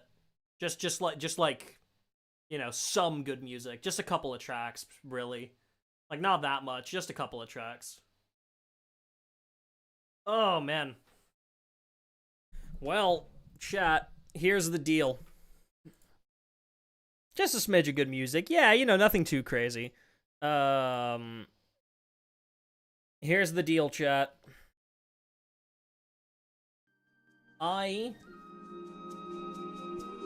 We've been streaming for about 4 hours. That's about as long as I wanted to go for this. I know that I said I would listen to the Leeway album, but I'll be real, I don't got the fucking spoons for that at the moment. We'll do that another time, probably whenever we get to, whenever we get to Stellar Moments 5, or is it Stellar Moments 6? I don't even remember. Holy fuck, it's Stellar Moment 6, my god. Yeah, whenever we get to Stellar Moment 6, I'll probably lump it in with that, because Stellar Moment 6 is a pretty short album, because it's a trailer album, right? So whenever we start doing character trailer, themes, that's probably when you can expect me to do that. Anyway, chat, it's been f***ing real. Here's a pipe for the road. Do with that whatever the fuck you want. Like I said, the Star Rail update comes out, like, late Thursday, early Friday. I won't have time to stream it in the weekend, so if you want to play it for yourself, do it during the weekend. I'll be streaming it on Monday. Monday, like, probably a little earlier than the usual time, because I don't know how long it's gonna be. Obviously, my Discord is a spoiler-free zone. We do have a spoiler chat where you can talk about it if you want to, but I won't be looking at any of it. So, yeah, I will see you all on Monday for the first chapter of Plan Arcadia. I'm gonna be real lukewarm about it so far. About everything we've seen, I'm lukewarm. I hope it'll be good, but I'm not as, like, instantly into it as I was with Amphorius. But we'll see. Maybe they'll change my mind. Still gonna play it. We're still gonna stream it. And if the first chapter is good enough, we'll do the same thing as we did with Amphorius, and you'll be able to watch every chapter live here on this channel. And yeah, that'll be awesome. So y'all have a good one, chat. Stay safe. Have a great rest of your week, and I will see you all again on Monday. All right? Bye-bye.